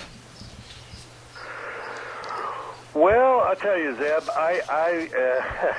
that's a good question, but maybe we should just take a look at the universe as we know it, and what we know is that, you know, to be honest with you, there's one campaign promise that the president seems to be keeping to, and that's that, you know, under his plan, electricity prices are going to skyrocket, and I'm afraid he's headed in that direction. And it's fascinating because next week they're going to announce this big EPA existing plants. They've already got a plan for the future of electricity generation in the country for anything new that's built, and that is no coal. Mm-hmm. And they say that right in that rule. That isn't final yet, but it's going to be. And then they got another regulation. He's going to use his pen and his phone next week, and he's going to announce this for existing plants in the United States. And basically, that's going to be no coal also, because they're going to set standards for carbon. This is carbon dioxide, not regular pollution, not the stuff that we worry about people breathing. That's actually gotten significantly better over time, and air we breathe today is better than it was 100 years ago. But those are EPA's numbers, not mine. And yet they try to convince us that somehow things are getting worse, and it all has to do with global warming and his agenda and this justification for everything on the basis that, if we just turn over our power and money to the government, they're going to fix the weather for us. And whether it's a drought or whether it's a downpour, whether it's a snowstorm or whether it's a heat wave, they're going to blame it on something that we did wrong. And all we have to do is hand over an offering to the government and beg their forgiveness by promising not to drive our trucks, and somehow they'll bestow goodness on us. I mean, but that's where he's headed. That's what he's doing. That's what he's all about. It's a great dodge for everything, and all I can say is hold on to your hats and make sure your politicians are keeping their nose to the grindstone on this and not eating the gruel they're trying to feed us. Well, Dan, nobody knows more about this than you do. You're right there living it 24/7, 365. Now, correct me if I'm wrong, but according to statistics that I have here in front of me, coal currently generates about 40% of the country's electricity. And how are we going to replace overnight, literally, that 40%? Where's it going to come from? Yep. Great question, Zeb. It's the largest source of electricity we have in the United States. So you take your largest source, and by the way, our coal supplies in the United States are by far the largest in the world. We've got more coal in the United States than the next 4 countries combined, and yet, for example, China is burning 4 times as much coal as we are. We've got enough to, we could be exporting huge amounts and consuming it to make cheap electricity. It also makes super cheap electricity. The plan is to put it all on the back of natural gas. At least that's the argument for the folks who aren't really plugged in too much. But in reality, when you do that, if you put that much demand on natural gas, that right now we're benefiting from these new drilling techniques, at least on non-government plants, what you're going to do is you're going to drive the price of natural gas up. So that means everybody's electricity, including those people who are going to get electricity, who are already getting their electricity from gas, is going to go up in price because they're going to put that much more demand on natural gas. And then if you really want to slam the barn door on this thing, and I think this is where they're headed, they'll go after hydraulic fracturing, which is making all this new gas supply possible. So you drive up the demand for something by cutting off your largest source of electricity. You drive everybody into the pen, which is natural gas driven, and then you cut off the natural gas, and pretty much then you're left with windmills and solar panels. Which is virtually... Welcome to Obama's energy future for America. Yeah, now, there again, I want you to correct me if I'm wrong, but through my research, wind energy right now is barely able to contribute a little bit more than 3.5% to the energy grid, and that's subsidized right now, and think what it would be in the future. So how can we afford to look at wind energy at a measly 3.5% right now, going to where it would have to pick up at least another 40%? Well, we can't, Zeb. I mean, that's the whole point. The whole point is to make it more expensive so that people will use less, because using as much as we do now is a sin. you see? I mean, you have to understand the religion here. The basic thrust of this religion says that we're all living too well in this country. We've been living too well for a long time. Now, if you live in a big urban area and everything's pretty much at your disposal and life's good and you're making a good living and all the rest and shuffling paper around on your desk, but if you're out there in the real world where you got to haul things, which means you got to use energy, and you got to haul them long distances, which means you got to use a lot. Or if you're in the manufacturing side of things where it takes a lot of energy to turn a wheel and to make things and to hire all those people that are making those things and keeping a roof over their head, and they're competing with people who barely make anything in the rest of the world, you would see that affordable energy is an advantage that you ought to use to your advantage rather than looking down your nose at it because you're living in some ivory tower. And that's what's going on here right now. We got a bunch of academics, sort of, know-it-alls, running things, professing to understand the rest of the country somehow from Washington, D.C., and imposing their beliefs and their set of values and their, I would say, very narrow view of what is going on in this country and what makes this country great. And they're trying to impose that on us. And therein lies the problem. Well, Dan, I did not graduate from an Ivy League school. I did not graduate from Yale or Harvard, but the school I graduated from, I have my degree. I'm very proud of it.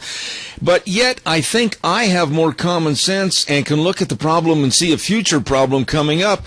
When Bill O'Reilly gets on his program and advocates that everybody should have an electric car, isn't this guy smart enough to realize that if we're going to take coal off the grid at 40% of our electricity and depend upon wind, which right now is only 3.5%, that we're not going to have the power to plug his electric car in? Can't these people see the forest because one tree's in the way?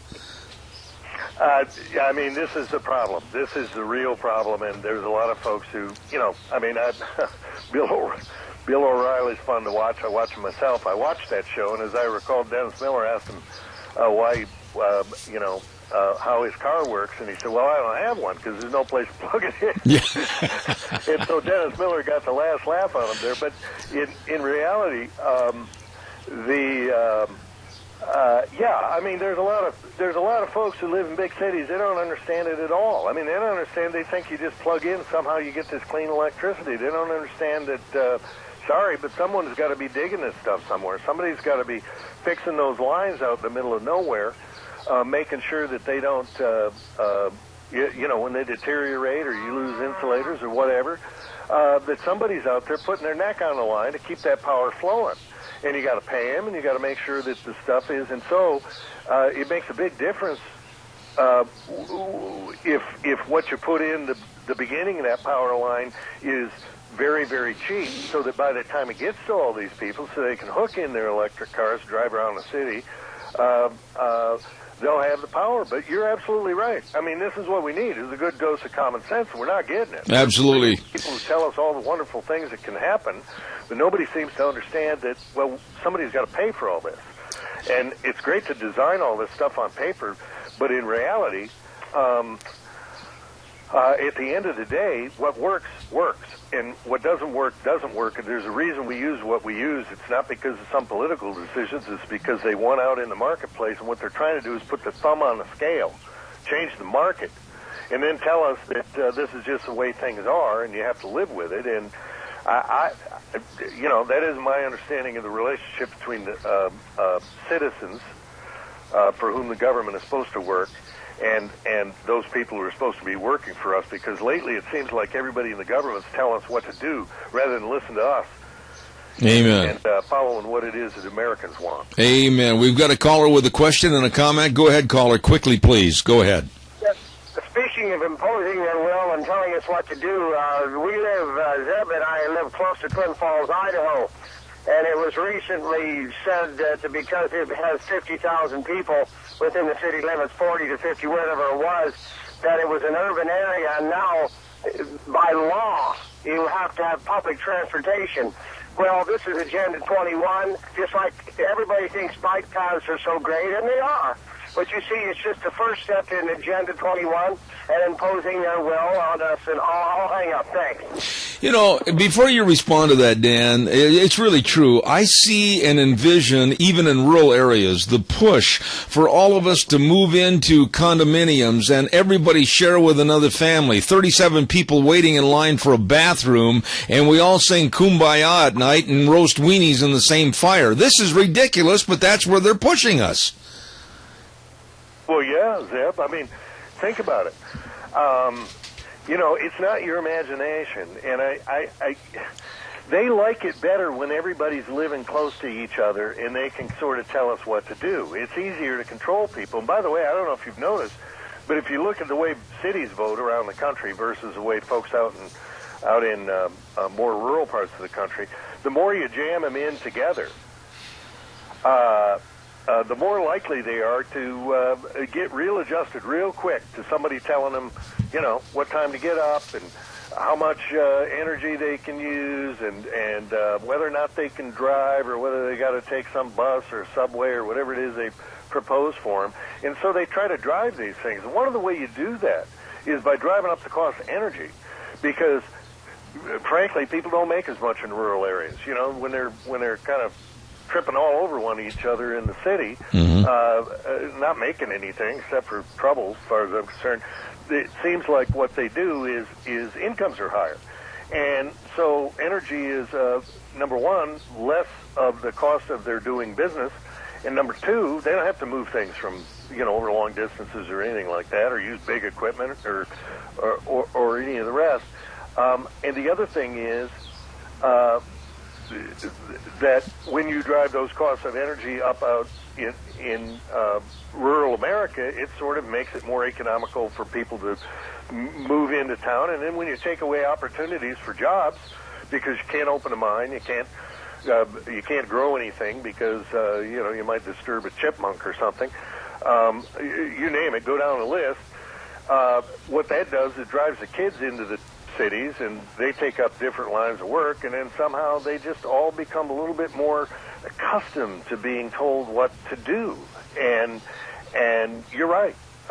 They would love for us to all live in 1,000 square foot condominiums and all get on the bus together in the morning. And there's a certain sense of that because it's easier to control. It's easier to manage these things when we just all do as we're told. Right? Dan, you know, like what's going on in all the political circles regarding Keystone, and you mentioned on a program, I think months ago, that you were very, very tentative about whether or not Obama would sign yay or nay for Keystone, and it looks more like a nay than a yay. Now they're trying to come up with different and new conditions on the Keystone Pipeline construction and saying, well, we got to make sure it's safe on both the north end and the south end. I honestly think they want to keep gas prices high purely for what we've talked about already this morning, for more control of the American public and not for progress. I don't think he's ever going to sign that Keystone bill. Well, I'm increasingly aligned with you on that, Zeb. I just don't see... You know, if he doesn't sign it by the time the election comes around, I don't think he's going to sign it. Because right now, there's a lot of his people that he needs to keep Harry Reid in office or you know, running the Senate so he can stop everything over there, who really want him to, or at least they're saying publicly that they really want him to go ahead and say yes to the pipeline. And if he's not going to do that when Harry Reid's control of the Senate's in question, he's not going to do it afterwards. So you remember, you know, his first energy secretary, Stephen Chu, said that, you know, ideally we'd get our gas prices up to where they are in Europe. And that's $8 or $9 at the time he said it. I don't know what they are today, but I don't really care. I don't care about Europe. Not our concern. Absolutely. That's the reason we moved here, was to get away from people who tell us how much our gas is going to be like in Europe. Absolutely. One final thought here this morning, Dan, and a lot of commentators, a lot of talk show hosts always move away from this word. I'm not afraid of it because I think we're at a point in our history we have to think about it. And that is the word revolt or revolution or a combination of the two. How are we going to get their attention in Washington, D.C. that we want a more prosperous, a growing America for our grandkids and our kids to thrive and survive in without going back to somewhat of a revolution at the polls or wherever to get what this country needs? What are we going to do? Well, I think people, it's good for people to remind their elected representatives that they're their representatives and that they work for them.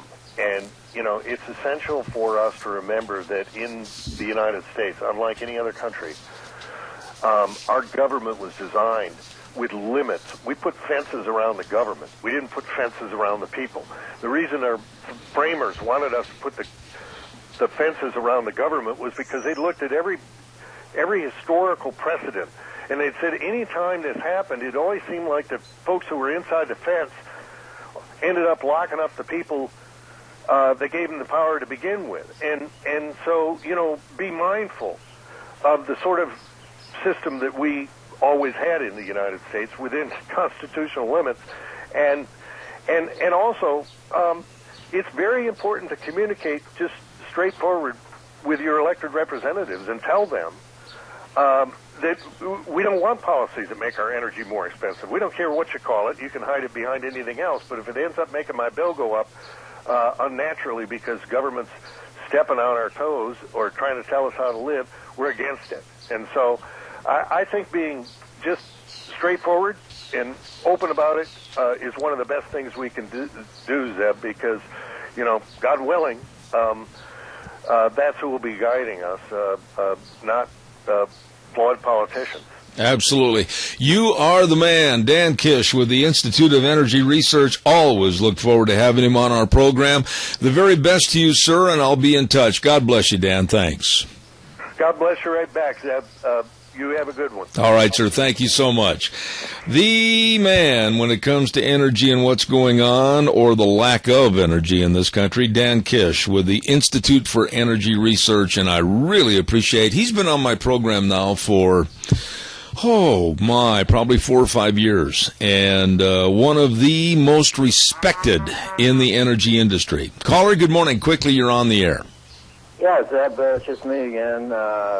There are people that are happy, big investors, that don't want to see the pipeline go in because it'll be shipped down to us at $10 a barrel, whereby coming out of Canada using the railroads, it's $30 a barrel, and Warren Buffett has a big interest in this situation. There's always a money trail, and follow the money and follow who really is going to be best served, and quite frankly, it's not the American public. Absolutely. We're looking at $7, $8 a gallon. It's pretty quick if we don't act. I agree. Tony, thank you for your call. Appreciate it. Thank you much. You're welcome. Got to do a weather forecast real quick. My goodness, I just looked at the clock and I said to myself, whoa, fat boy, you are in trouble. Well, the weather is brought to you this hour by Red's Trading Post, 203 5th Avenue South in Twin Falls. Ryan and the rest of the crew, they really know all about guns and ammo and all the accessories. And if you want to trade in your firearms, they give you top dollar for trade-ins. Believe me, nobody gives you more than Red's Trading Post, 203 5th Avenue South in Twin Falls. The number to call, 733-3546. Here now, Michael Rogers Weather. Good morning, Michael Rogers from MichaelRogersWeather.com. You've got a pretty easy situation all this week in the lower 48, and you're going to have some nice weather throughout much of the week. Now, our weather story will be that it's not going to be as warm as it was yesterday. You're going to see temperatures in the 70s, and that's going to stay with us all week long. Winds are not going to be a problem whatsoever. Enjoy the day. Enjoy the weather. It is the only weather you got. There you go. Brought to you by Red's Trading Post, 203 5th Avenue South in Twin Falls. Guns, ammo, and accessories, and very sharp people at Red's Trading Post. Good morning, caller. You're on the air. Good morning. You know, all this energy crisis. When I came to Twin Falls area 42 years ago, the price of gas was 23.9 at a Maverick station. 23.9. That included all state and federal taxes. But I attended an agronomy meeting down in fall of '73. That's when things really started. They started the energy crunch by the federal government. Vegas was in the dark. It looked like downtown Twin Falls. All the outside lights were out.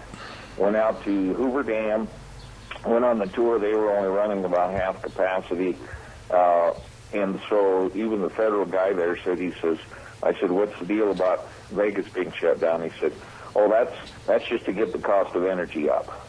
And then my father-in-law, you know, we had all the allocations. Every gas station only got so many gallons a month. And yet I knew the guy with the Chevron tank farm out here southwest of Twin Falls. That one was full. The Burley tank farm was full. I knew a guy that worked down there.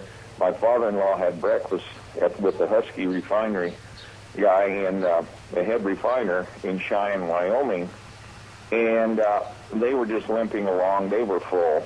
So it was a total government-created energy crisis. That's right. That's right. Going on ever since. That's right.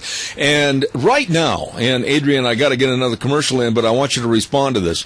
Right now, they're not going to approve the Keystone Pipeline. They're not going to approve anything that means more Americans can travel cheaper and more economically. No, because then they'll lose control. And that's the 7-letter word, control.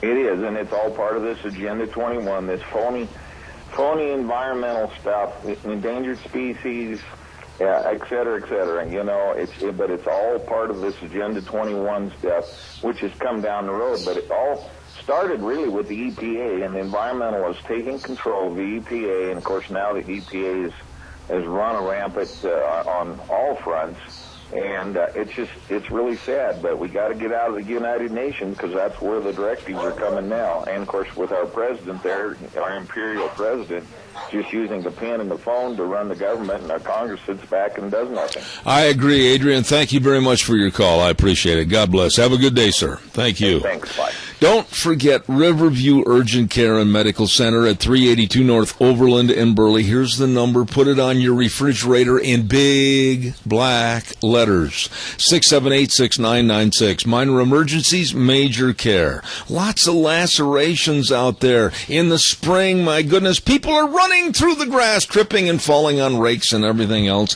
Hey, be careful, but enjoy life. And if something does happen, whether it's a break, a sprain, a strain, whatever, stop over immediately to Riverview Urgent Care and Medical Center. They will take care of you at 382 North Overland in Burley. The number to call again, 678-6996.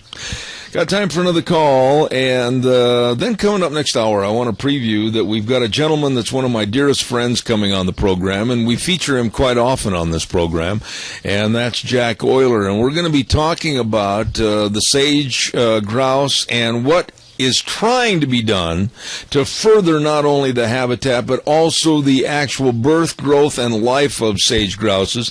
But it seems like the other side, the left, they'll do everything they can to fight it and say that the ideas that are going to be utilized, oh, well, they're worthless. Oh, no, we can't do that.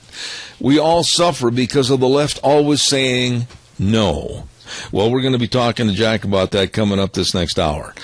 While we have just a moment, I want to remind you about some really good people. And if Jack Euler was any kind of a friend at all, and he would look at Deanne and look at me and say, oh, why, they're hungry and they need a good meal, he would say, I'll take you over to the Chadwick Grill at 139 West Main in Burley today. Today, they've got a special of meatloaf with choice of potato and veggies and super salad. Oh, Jack would be a real nice guy. But I'm not counting on it, so we might have to go by ourselves. The Chadwick Grill, Sports Grill. Oh, I love this place with all the sports memorabilia on the wall and everything. 139 West Main in Burley. Great place to go, the Chadwick Sports Grill.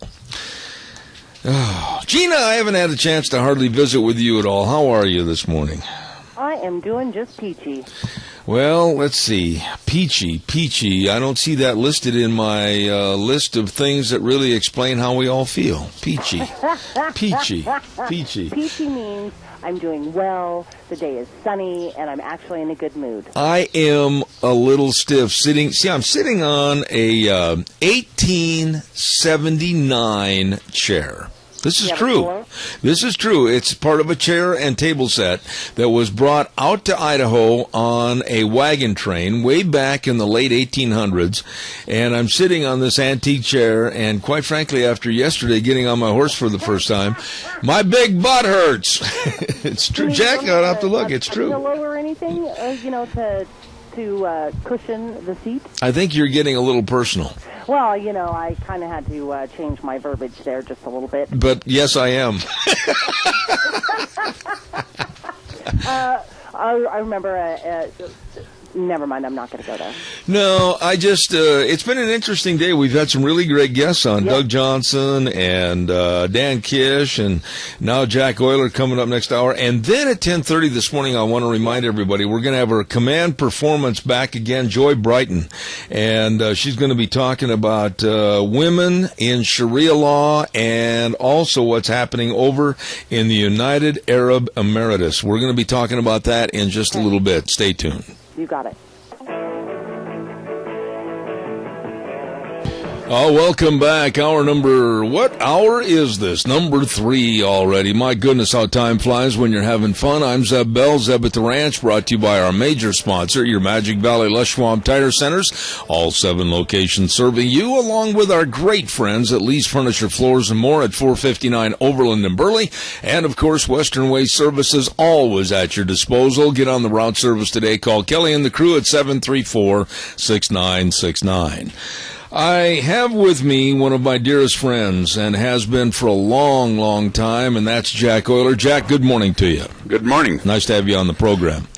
Jack, whenever I need something about environmentalists, and whenever I need something regarding what's going on with the fish and wildlife in our great state of Idaho, I call on you. And right now, we're really in the middle of a battle, and it's a big battle that we can't afford to lose, and that's the sage grouse issue. I don't think I'm playing it up bigger than what it is. It's a huge issue that if they list the sage grouse as an endangered species, it could inevitably cause a closure of the entire West. And what's happening right now with the sage grouse, with their numbers, with the habitat, and the other side, the environmentalists against some of the proposals to enhance sage grouse? Nothing. Thanks for being here today, Jack. No, seriously, nothing, because they don't want to have anything happen, do they? That's right. It's not about sage grouse, Zeb. It's about grazing. Yeah. The issue is not sage grouse. It's grazing. And it's to get us off the land. It's to take the Western way of life. The things that you've been talking about on other segments this morning, that's what it's about. It's control. It's control. And the timber industry wasn't about timber. It wasn't about spotted owl. It was about timber. And I don't care what the issue is, the environmental groups and those people don't tell the truth when they sit at the table, because I've been at the table with them negotiating. And it's not about the issue, it's about control. Why is it that the general public, whether they live in Buell, Idaho, or whether they live in Burley, Idaho, or wherever, they don't understand that there's a very sinister group out there? And when I say group, I'm talking about even the White House with Obama, and I'm talking about the Western Watersheds Project, formerly led by John Marvel, now with other people that are taking over. This editorial that was in the paper a day or so ago, Blame the Politicians, Not the Ravens, was put in the paper by Katie Fight, and she's a biodiversity director for the Western Watersheds Projects, which says a lot right there if she's with that organization. But they absolutely are against anything like the raven poisoning that might help the sage grouse. Why? Why are they coming out so damning against ranchers, against the grazing, against this possible program which would help enhance the chicks of the sage grouse?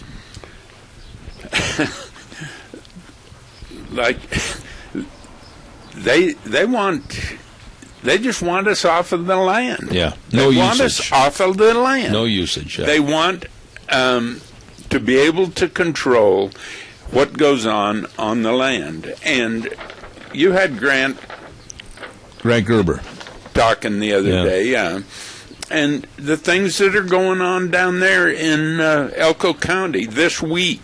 I mean, they're on that horse ride from Elko to Carson City. Now, that's over 300 miles to Carson City. And the reason for the ride, by the way, Jack, is to get enough public support to fire the BLM director for that area, the regional director, and because he's not doing the job according to a lot of people, and he's hurting a lot of ranchers. Isn't that a good synopsis? The purpose of the Grass March and the Cowboy Express is to cause the BLM to let the people in the Battle Mountain District graze or get that guy fired. Right. The guy that's in charge. Well, Grant's done a lot for the state of Nevada, but before we went on the program, you were telling me about the numbers of sage grouse and the increases in their population in the state of Nevada, and that was astounding. Go ahead and give us those numbers again. The numbers of, not sage grouse, the numbers of ravens. I'm sorry. The ravens, and this is scientific, and there's been 2 studies done in northern Nevada. They talk about no studies being done. This is not, it's something out of the air. There's been a 600% increase in ravens in the last 10 years in northern Nevada, and there are some key places that the percentages are between 1,000 and 1,200%. Now, let's tie this into this article that was written by Katie Fight. She says, quote, ravens have not been shown to be the cause of sage grouse population declines. How would you respond to that? Well, it's baloney, and it's not only about sage grouse declines, but it is also about, ravens will pick the eyes out of newborn calves and newborn lambs. They hurt things on the land. Now, here in Idaho, I was talking to a rancher up northwest of Arco this spring. He lost 7 calves as a result of raven predation on his cattle. First year that ever happened, he lost 1 to wolves. The first year he's ever lost 1 to a wolf. But these things are out there, and the things that the Twin Falls Times News puts in here, they'll put an article in about Katie and what she believes, but the article that I tried to get in there, and I can't get it in there about what it's about. I wanted to comment on that. The length of this article, Blame the Politicians, Not the Ravens, again submitted by the Western Watersheds Project, crybabying about the ravens and about ranchers grazing on public lands, etc. Actually, in type, print, in the paper, that would have been about the size of your article right there. But they refused yours on a local basis, a very knowledgeable article, but they accepted hers. If I were you, I'd go right in there after the program and demand a resubmission of your article. I have lost... I don't have any faith in anybody there. I tried for a month to get that article in the paper, and they called me 4 times in that month period. and wanted me to cut it down, wanted me to do this, chop here, chop there. And when I got looking at the article, if I redid the article, it would only be longer. Okay. Let me ask you this. Here's another quote that she said in her article about blaming the politicians, not the ravens. She said, quote, "They could stop turning out livestock herds, sheep camps, dogs, and water trucks on top of nesting grouse." Now, that doesn't make a lot of sense, does it, Jack? No, it doesn't. And if you're in a wolf area, yeah, you bring in another species that they put up on the board to look at, then you got a problem with the dogs, and you got a problem with everything else. And they want non-lethal means to be used, but this is the interesting part of all these issues, Zeb, that the environmentalists never spend money to do anything to make the species grow and to make the species better. Okay, now stop right there, because you bring up a valid point. They never do anything to help the species. They're not putting their money where their mouth is for the betterment of the sage grouse, but they also do a lot to help the predators kill more. Is that right? I mean, they're out supporting the wolves, they're out supporting the ravens, they're out supporting the predators of the species that are endangered, supposedly. They will go to court to stop actions by the state or by whomever to take care of the species. They don't care about the species. And that's where I learned this is not about the species. It's about their issues, and it's about money. Absolutely. That's why I wrote that article. And they get on Wildlife Services. And Wildlife Services is mentioned by Katie as the ones that would be doing the poison eggs. Yeah. And this other environmental group calls Wildlife Services a rogue government agency that kills thousands of wild animals every year. Now, Wildlife Services has been an agency for years and years and years through the Ag Department that has taken care of the problems that the ranchers have had. I mean, the government agency is doing what it was asked to do. Yeah, and there's something else. There was another article in the paper, I think it was yesterday or today's. I don't have the date right here in front of me.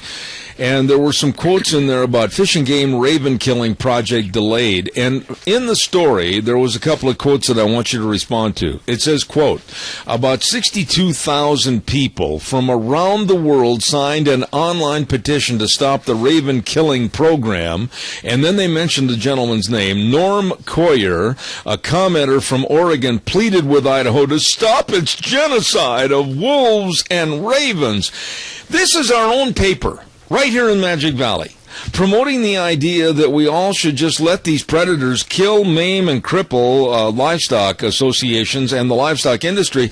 And I'm fed up with it when they say about 62,000 people from around the world. It looks like they're playing the heartstrings to get everybody to go against us in agriculture. They are. And that article also has a quote from somebody in the Netherlands. Yes. I mean, and I can't get the article that I wrote in the paper. I mean, do you think I'm frustrated? Well, let's talk a little bit about the bird itself. And you have gone to a lot of meetings. You've gone down to Elko and visited with Grant Gerber and his entourage in regards to what they're doing in northern Nevada and also in western Utah. And then you wanted to make it applicable even to up here. Where are we right now on these meetings and proposed interests in these groups to help further the population of the sage grouse? The raven is a problem. What are some of the other problems? Some of the other problems, well, the biggest problem is predation on the nests. Yes. And that also takes young ones, too. Yes. Because they will kill young ones if they do hatch. I mean, there's a lot of problems. Fires in Idaho, in southern Idaho, is the worst state in the nation against habitat for sage grouse. Okay, now I want to stop you there. The worst county is Elko County, Nevada. Okay, now I was just up in the South Hills Sunday, okay? Mm-hmm. And you know this area, Jack, very well because you've been up there, you've hunted this area, etc. And 2 years ago we had that devastating fire up here. Right. Okay. Now, the grass as we speak right now this morning in most areas is knee-high grass, okay? Mm-hmm. And there's nobody up there grazing that grass. We could be looking at an extremely volatile situation in a couple of months, couple of weeks basically, as things dry out, and we could have another fire, which is going to be even more devastating with the undergrowth that's up there right now. We have a renewable resource that is going to waste because of no grazing, and it's a renewable resource. Why are we taking a chance and putting a gun to our head and hoping we don't get another devastating fire again this year? Well, that's why Grant Gerber is on this ride this week, going from Elko, Nevada to Carson City to take the petitions to the governor in Nevada as to start grazing. Take care of the land isn't being managed. Absolutely. The land is not being managed. Absolutely. Is what it amounts to. And I'll tell you later about a guy that. All right. Well, we've got a caller. We've got a caller with a question. Good morning, caller. You're on the air. Good morning, Wolfman. Good morning. You know, it ain't just the ravens that's killing off these eggs and stuff. You've got the snakes, the badgers, the foxes, and all that stuff. And as far as with the cows grazing, I've sit over there by the well out on the northern part of Minidoka County, out there in the desert, and I've seen thousands of sage hens in among the cattle grazing right alongside of them. That's right. That's right. Al, thank you. I'll have Jack comment on the air. Go ahead, Jack. You bet. Bye. Thank you. That's very true. And I did a grant. I got a grant, a sportsman's grant from the Office of Species Conservation here in the state of Idaho, and it took 2 years to take care of the grant and get all the things done that we said we were going to do. And it included predator control, but we had, as a result of positive action, trying to take care of the water sources and trying to take care of the springs and everything else, and the cattle and that was grazing on the land, we just turned the sage grouse numbers around totally. I mean, there are sage grouse everywhere, but this year the ravens moved in and we got a problem. I do not understand, and I admit I'm not a boots-on-the-ground BLM representative or Forest Service or environmentalist that understands perhaps more through scientific study as to why there's no grazing in certain areas for a certain amount of years, but it would appear to me that right up here in the South Hills is a good example, Jack, of where it came back so strong after that devastating fire. And to leave it sit 1 year, fine. But to leave it sit another year and cause that dormancy of that undergrowth and waste all that grass and possibly have even more a devastating fire and more serious fire this summer, I don't understand it. That's what part of Grant Gerber's thing is. This will result in burning further great losses to ranchers. Absolutely. Because of these fires, but now, if there's no grazing on this land. But there again, though, you pointed it out. If there's no grazing, the sage grouse in a fire is going to be completely obliterated, and we're seeing a catch-22 that's not going to help anybody. It's not going to help the grazers, and it's certainly not going to help the endangered species of the sage grouse. Well, let me go through some things that I did in our grant. We decided to start managing sagebrush along with everything else. And we started doing it in strips on our deeded property. And as a result, the habitat, you have to get the proper habitat for the sage grouse, or you still got a problem. It's just like a juniper tree. Nothing grows under a juniper tree. And you get a 5, 6, 7, 8 foot sagebrush, and you got the same thing as a juniper tree. Nothing's growing under it.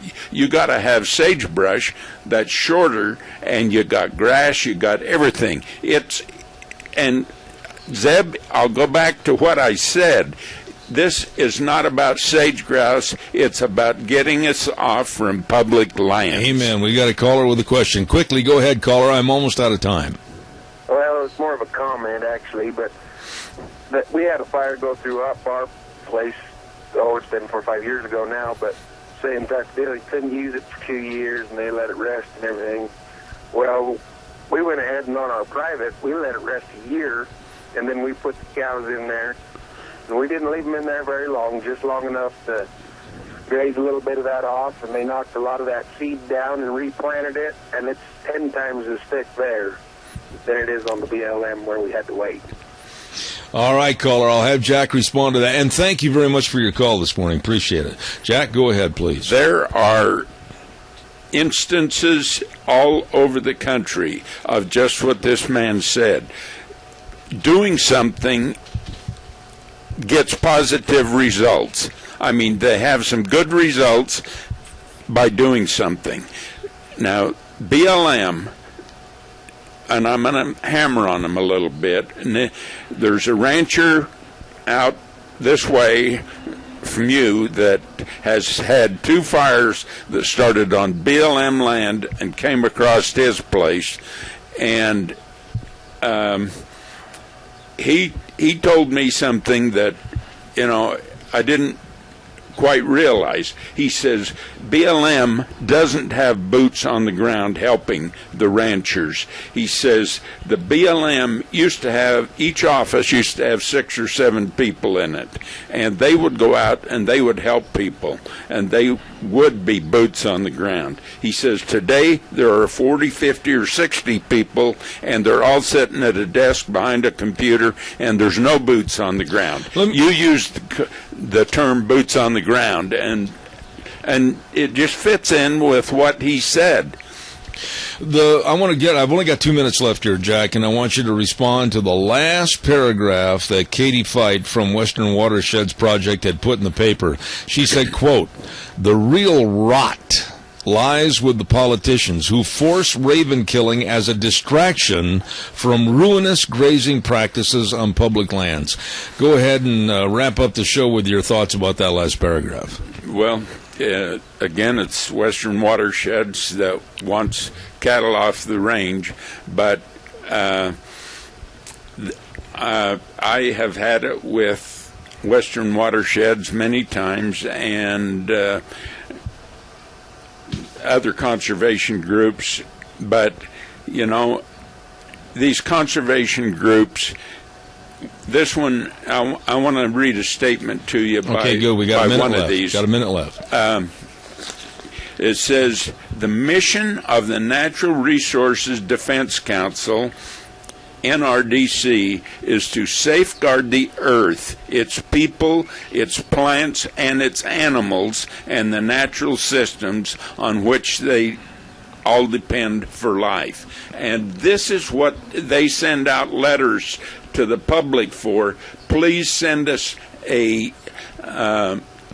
money so we can go forward with our beliefs. I mean, they're killing us with money and our beliefs, but people, we have got to get on the ball. We have got to stand up for what we had, or we're going to lose it. Absolutely, and the usage of our own public lands will be absolutely taken away from us. It's gone. Absolutely. And if this sage grouse gets listed in August of 2015, that's what's going to happen. Now, Grant Gerber and I have sat at his desk and talked about this at length, and is there a way to turn it around? I don't know. It's just like that pipeline, from the north to the south. Will it happen? No. Is the sage-grouse going to be listed? Yes. And we've got things to worry about. Jack, I appreciate you being on the program this morning, as always. Dear friend, and tells it like it is. Jack Euler, thank you very much. Before we send it back to our main studios, I want to remind everybody about Anthony Darrington, PLLC, 601 7th Street in Rupert. These are a couple of Declo boys that grew up on farms, and believe me, they practice law in the areas of wills and trusts and estates and ag law, water law, farm leases and purchases, and believe me, they know their business, and they can help you with yours. Please contact them today. The number to call, 260-5280. That number again, 260-5280. Brent Anthon and Matt Darrington of Anthon Darrington PLLC in Rupert. Serving you, they know the law and can help you with your business. We're going to send it back over to our main studios, and we'll be right back right after these messages.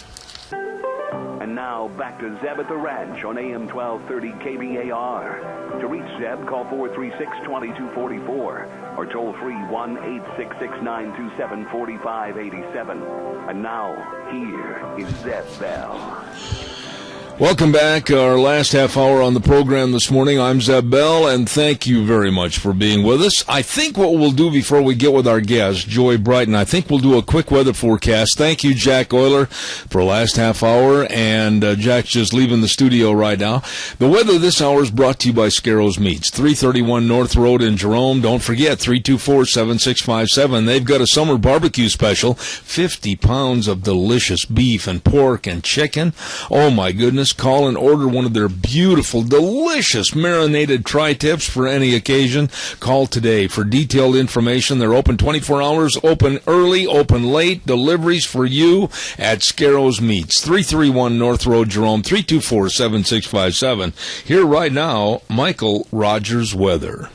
Good morning, Michael Rogers from MichaelRogersWeather.com. You've got a pretty easy situation all this week in the lower 48, and you're going to have some nice weather throughout much of the week. Now, our weather story will be that it's not going to be as warm as it was yesterday. You're going to see temperatures mainly in the 70s, and that's going to stay with us all week long. Winds are not going to be a problem whatsoever. Enjoy the day. Enjoy the weather. It is the only weather you got. Thank you very much, Michael, and brought to you by Scarrows Meats, 331 North Road, Jerome, 324-7657, selling taste one bite at a time. Quickly going to the phone lines, a lady that was on my program about a week ago, and she really made an impression on me. She knows exactly what's going on in the land and world of Islam and concerns for what's happening around the world, and I say good morning once again to Joy Brighton. How are you, Joy? I'm great, Deb. How are you? So nice to have you back on the program. I think before we get started on the subject matter for this morning about New York University, Joy, tell us a little bit about your background. Tell us what you do. Tell us about any books. Tell us about any titles. I want to learn more about you so we can follow your career. Go ahead. Well, I have a very unusual background. I started my career on Wall Street. And in a place, in a company that no longer exists because they blew themselves up writing loans that they weren't supposed to. But in any event, and then a while back, after 9/11, a friend of mine came up to me and said that they were very concerned about a new financial market called Sharia finance. Could I investigate? And of course, after I investigated it, I became very, very concerned. And I started to learn much more about Sharia, because the problem with Sharia finance is not the finance part, it's the Sharia part. And so it ends up here we are, that I have written a book, which actually has nothing to do with finance. It's just plain and simple Sharia. And it's called Shariaism is Here, the Battle to Control Women and Everyone Else. And the book is about whatever words we've been using have not worked. No one wants to say the word Islam or radical Islam out loud. No one, there seems to be a confusion of where religion starts and ends and where political control begins. And so this book is basically about 65 American news. I only talk about America because that's what we care about, America. So this is happening in America, about 65 news stories. And the news stories have something to do with religion. For example, maybe a religious discrimination suit. But on the other hand, there feels like a little bit of abuse going on, like it's a little bit over the top. Or there's a lot of political correctness. It just seems like it's way over the top. And when I look at these stories, I say, okay, let's separate this. There is a religion called Islam, protected under the freedom of religion. And then there are political movements of control, like communism, in this case, Shariaism, these are political movements, have nothing to do with faith, should not be protected under the First Amendment. And these political movements have rules for everyone, and that's what Shariaism. It's a political movement. It's global. It's networked. It's strategic. It's funded by Middle East petrodollars. And it trots around under the cover of religious freedom, which is one of the reasons why it's gotten so far. Let me ask you this, Joy. I have not had the opportunity to go see the 911 Museum back in New York. I don't know if you have or not. But I have some friends that unfortunately lost family members during 911, and they have been through the museum, and they left with a feeling of disdain for the entire project because they felt that a lot of it was sheltering the dastardly deeds of the Muslims on 911, and there was hardly any mention of jihadists. There was hardly any mention of really what was the truth. Why are we sheltering these people so much in this country? You know, this is exactly think about communism. The way you want to control someone is you want to shut down free speech. The reason why communism and apartheidism got as far as they did is because you weren't allowed to criticize them. And when you did, you were threatened, intimidated, that kind of thing. And that's what's happening in this country.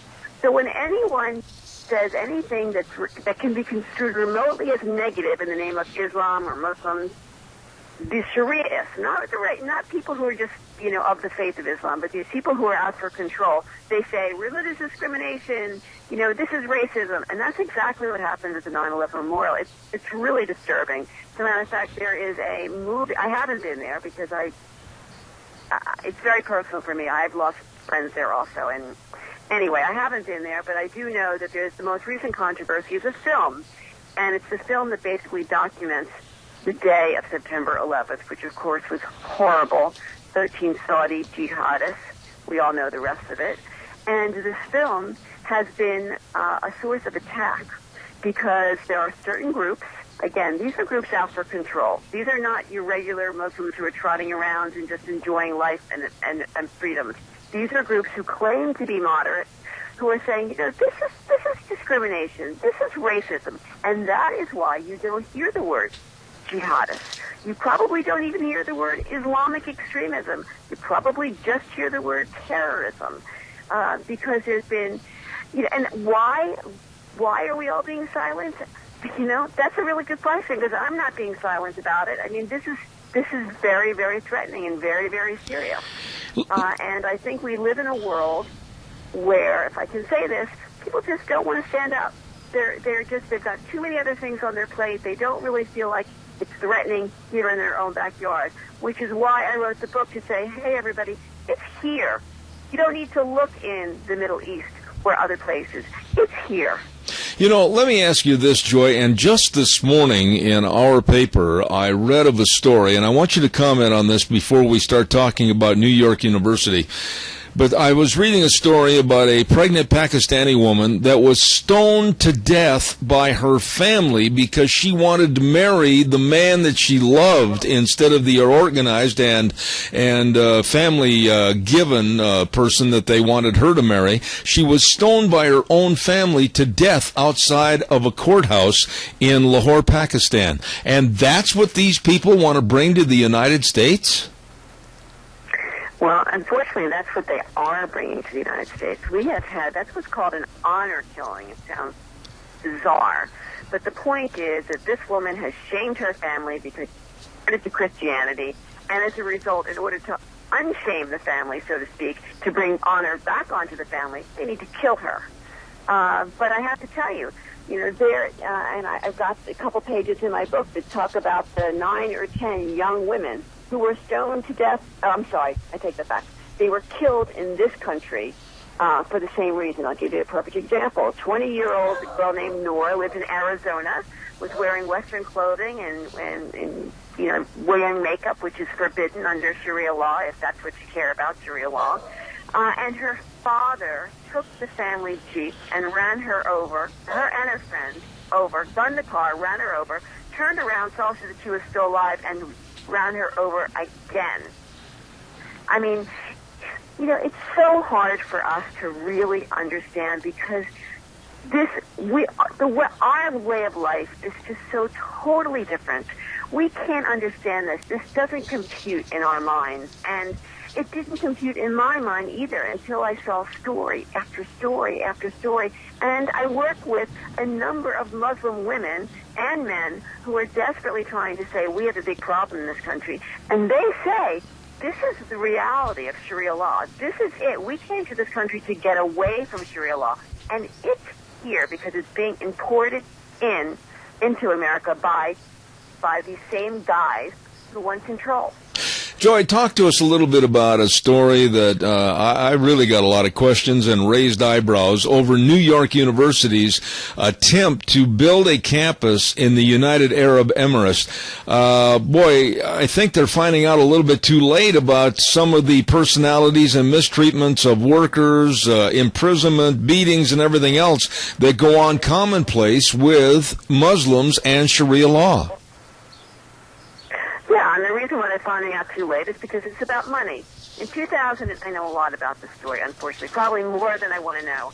In 2008, John Sexton, the president of NYU, accepted what has been described in New York Magazine as, quote-unquote, a blank check. I'm going to read you this quote, which is on page 29 of my book. Wrong book. Here, New York Magazine. NYU President John Sexton has been promised a blank check to duplicate his university on a desert island in Abu Dhabi. The expansion will leave both campuses flush with petrodollars, but to many faculty, the deal amounts to a sellout. So what you have is Abu Dhabi was desperate to have a prestigious American university plant itself in their country because, of course, it's prestige. And they shopped around, and NYU said, we'll do it. And in exchange for that, we know that the president, John Sexton, received quite a bit of money, presumably to build the campus, but also there's a whole story about the fact that NYU has so much money now that they're totally they're changing the face of Lower Manhattan. A lot of Manhattanites are very, very upset about the fact that they're doing so much new construction and they're changing everything. Where did they get the money? From Abu Dhabi. That's where they got the money. So getting back to this, now here we are, 5 years later, when they made this arrangement to build this complex at NYU University, they said, we're going to make sure that these laborers are treated fairly and well, and we're going to outline this whole American labor values and laws, and they're going to sign this contract. And so now here we are today where we've just found out that the laborers that are involved in some of these construction projects are working 11 to 12 hours a day. They're working 7 days a week. They're sleeping as many as 15 men in a group.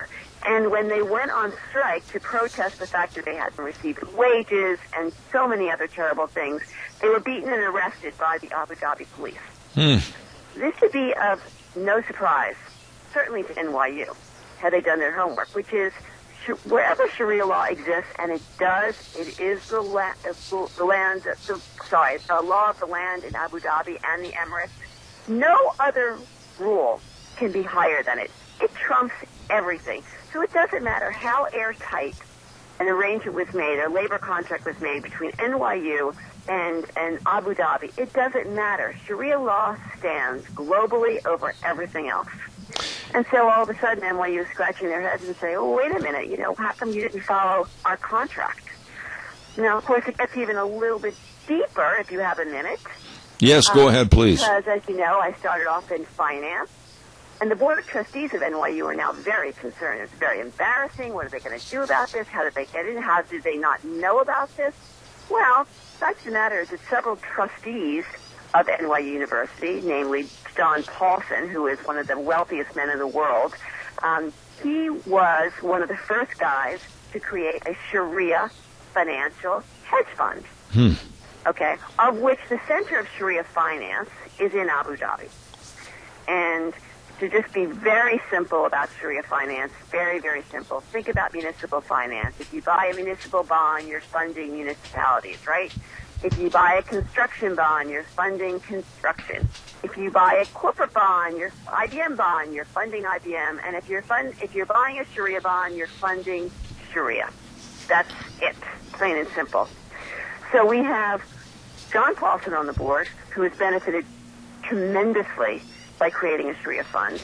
And we also have someone from BlackRock who does a lot of commercial lending under the rules of Sharia. And then why are they involved in Sharia, these guys? Because there's money. Because all the oil money that comes into the Middle East day in and day out wants a place to be invested. And these guys say, we'll invest for you. And like anything Sharia, I think I've said this before, you hear Sharia, you think control. In order for any of these places, BlackRock or this hedge fund guy, to even get involved in Sharia finance, they have to hire and install a board, an advisory board of sheikhs and imams committed to Sharia law. It's really remarkable.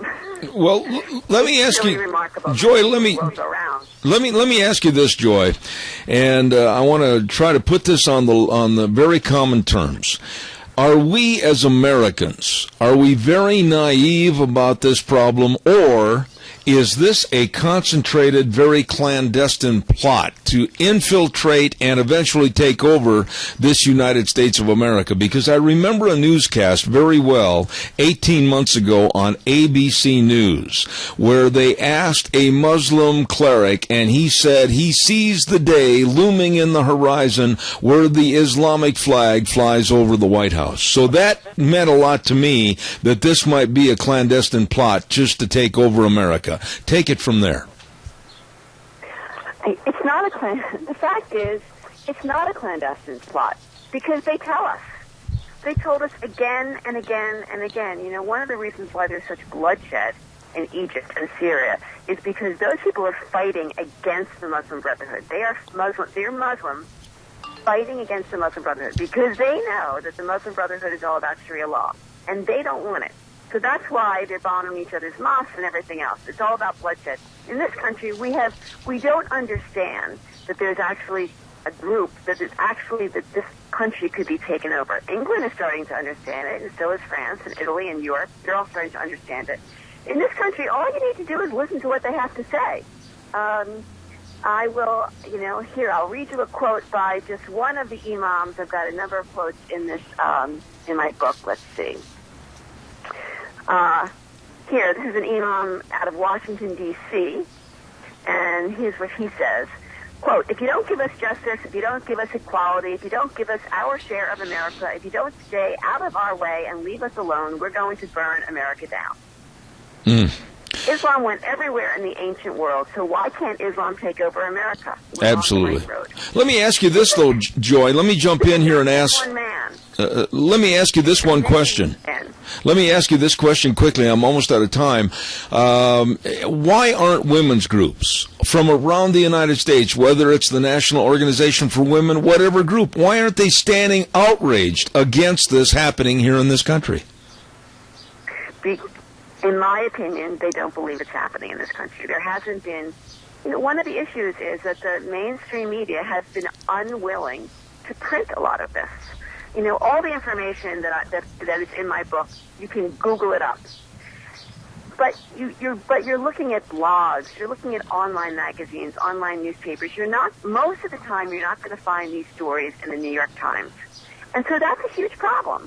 That's why America doesn't really know everything that's going on. And yet, it's public information. It is being put out there by those of us who can put it out in any media outlet that we can. And, the women's groups just don't want to believe that it's out there. They don't know. They're not educated. We're working on that. Joy, I want to tell you how much I appreciate your being on the program this morning again, and I'm going to be calling you back for future dates on the show. Give us the title of the book one more time and tell us where we can find it. Please, go ahead. Okay, the title of the book is Shariaism Comes to America. And that's all I need to know. There's a subtitle, and just Joy Brighton. You can go onto Amazon.com, Google up Joy Brighton. Even just Google up Joy Brighton, you'll get it. Or Shariaism, you'll get it right then. Amazon, and then if you want to find out more information, you can always go to joybrighton.com. But it's easiest just to go to Amazon.com. And again, this is a book that is not meant to be read cover to cover. It's a book that you have a cup of coffee, you read a page or two, you put it down, because every page is its own little story. And so it's one of these things that you just keep in the John. And whenever you want to have a seat, you read a few pages. Okay. Joy, God bless you, and thank you so much for being on the show. And believe me, I'm going to try to get a copy, have you back as soon as I finish it, and we'll do a repeat performance. Thank you so much. That sounds great. Thanks, Jeff. I appreciate it. Joy Brighton, the author of Shariaism Comes to America. And that is chilling enough right there. I want to remind you, too, about our Magic Valley, Les Schwab Tire Centers, and, of course, all 7 locations serving you. I just had something happen a few moments ago. I got to tell you, but, I wear these little earplugs, and Gina will get a big kick out of this. One of the earplugs fell out, but the rubber that's on the earplug stayed in my ear, and I went to get it out of my ear, and I had a dickens of a time trying to pull it out of the ear canal. Just thought I'd pass that along. Now back to our Magic Valley, Les Schwab Tire Centers. All 7 locations serving you with the very best in tires. All the different tread designs, all the different tires for your cars, pickups, SUVs, horse trailers, boat trailers, whatever you need tires for, they've got the best in tires. And 4 different plans of credit, easy and available for you. So stop in and see them today.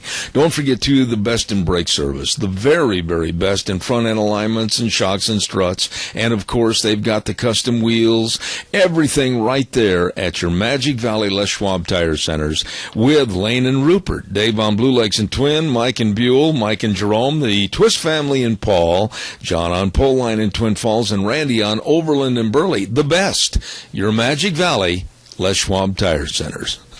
Gina, I know you don't like those little bubbles, but I think I found out why. I had to get a tweezers and try to pull my little piece of rubber out of my ear. And that is probably one of the biggest reasons why I don't use them. Well, it's a reason why I'm probably going to quit. Yes, I will buy you a very, very nice set of headphones. Oh, no. You save your money and grow up to be rich and famous, and the money that you saved on headsets for me will be the catalyst to send Kennedy to Rutgers or Yale, whatever the case might be. Well, I'm hoping University of Idaho, but he's not going to go there on a football scholarship, that's for sure. Yeah, but whoa. Wait a minute. I said something the other day, and I'm going to stand behind this. Okay. You know that I've been in a jocular fashion criticizing perhaps the U of I football program. Yes.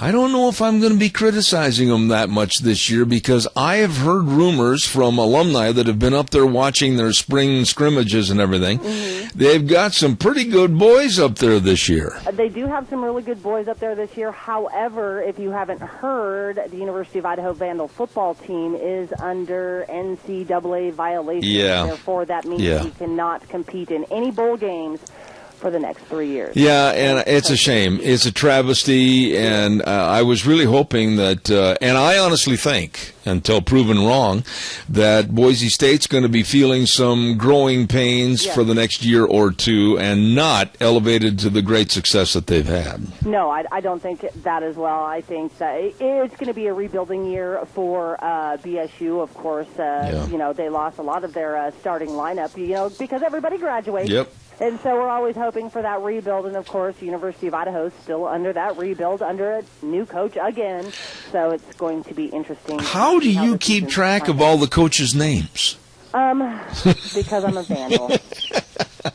And I can name, I can name pretty much the last 5 coaches. All right, go ahead. I'm going to put you on the spot. I got 30 seconds left. We had Chris Tormey. We had Coach Cable. We had Rob Akey. We had Nick Holt. We had for 1 year Eric Erickson. Yeah. You know who I'm talking about. Yeah. And then the new coach, honestly, I don't know the new coach's name this year. Let me ask you a question. Was the coach Cable, was that Tom Cable that eventually went to the Raiders? Cut the cable, baby. Cut the cable. It was the worst thing for the Idaho Vandal Athletics. He wasn't real good for the Raiders either. No, he was not. And now, you know who he's with? Seattle Seahawks. Seattle Seahawks. Yes. Yeah, he's a offensive coordinator, I think, isn't he? Is he? I think he's defensive coordinator. Could be, yes. Could be. Okay. Anyway, it's funny how he was limping out of town one place and found a great place to land the other. I can honestly tell you because I was one of the student body that was there while under Cable's regime, and we were not nice to him on the field. I can imagine. Hey, big Jerome County Fair team roping tonight. Don't forget, Dave Zanino puts it on. Starts at 6:30 with a sign-up rope at 7. I got to run. I'm late. Thanks, Gina, for everything, and I do appreciate it. See you folks tomorrow morning at 8:06. Zeb at the Ranch. God bless the way things were, the way things ought to be.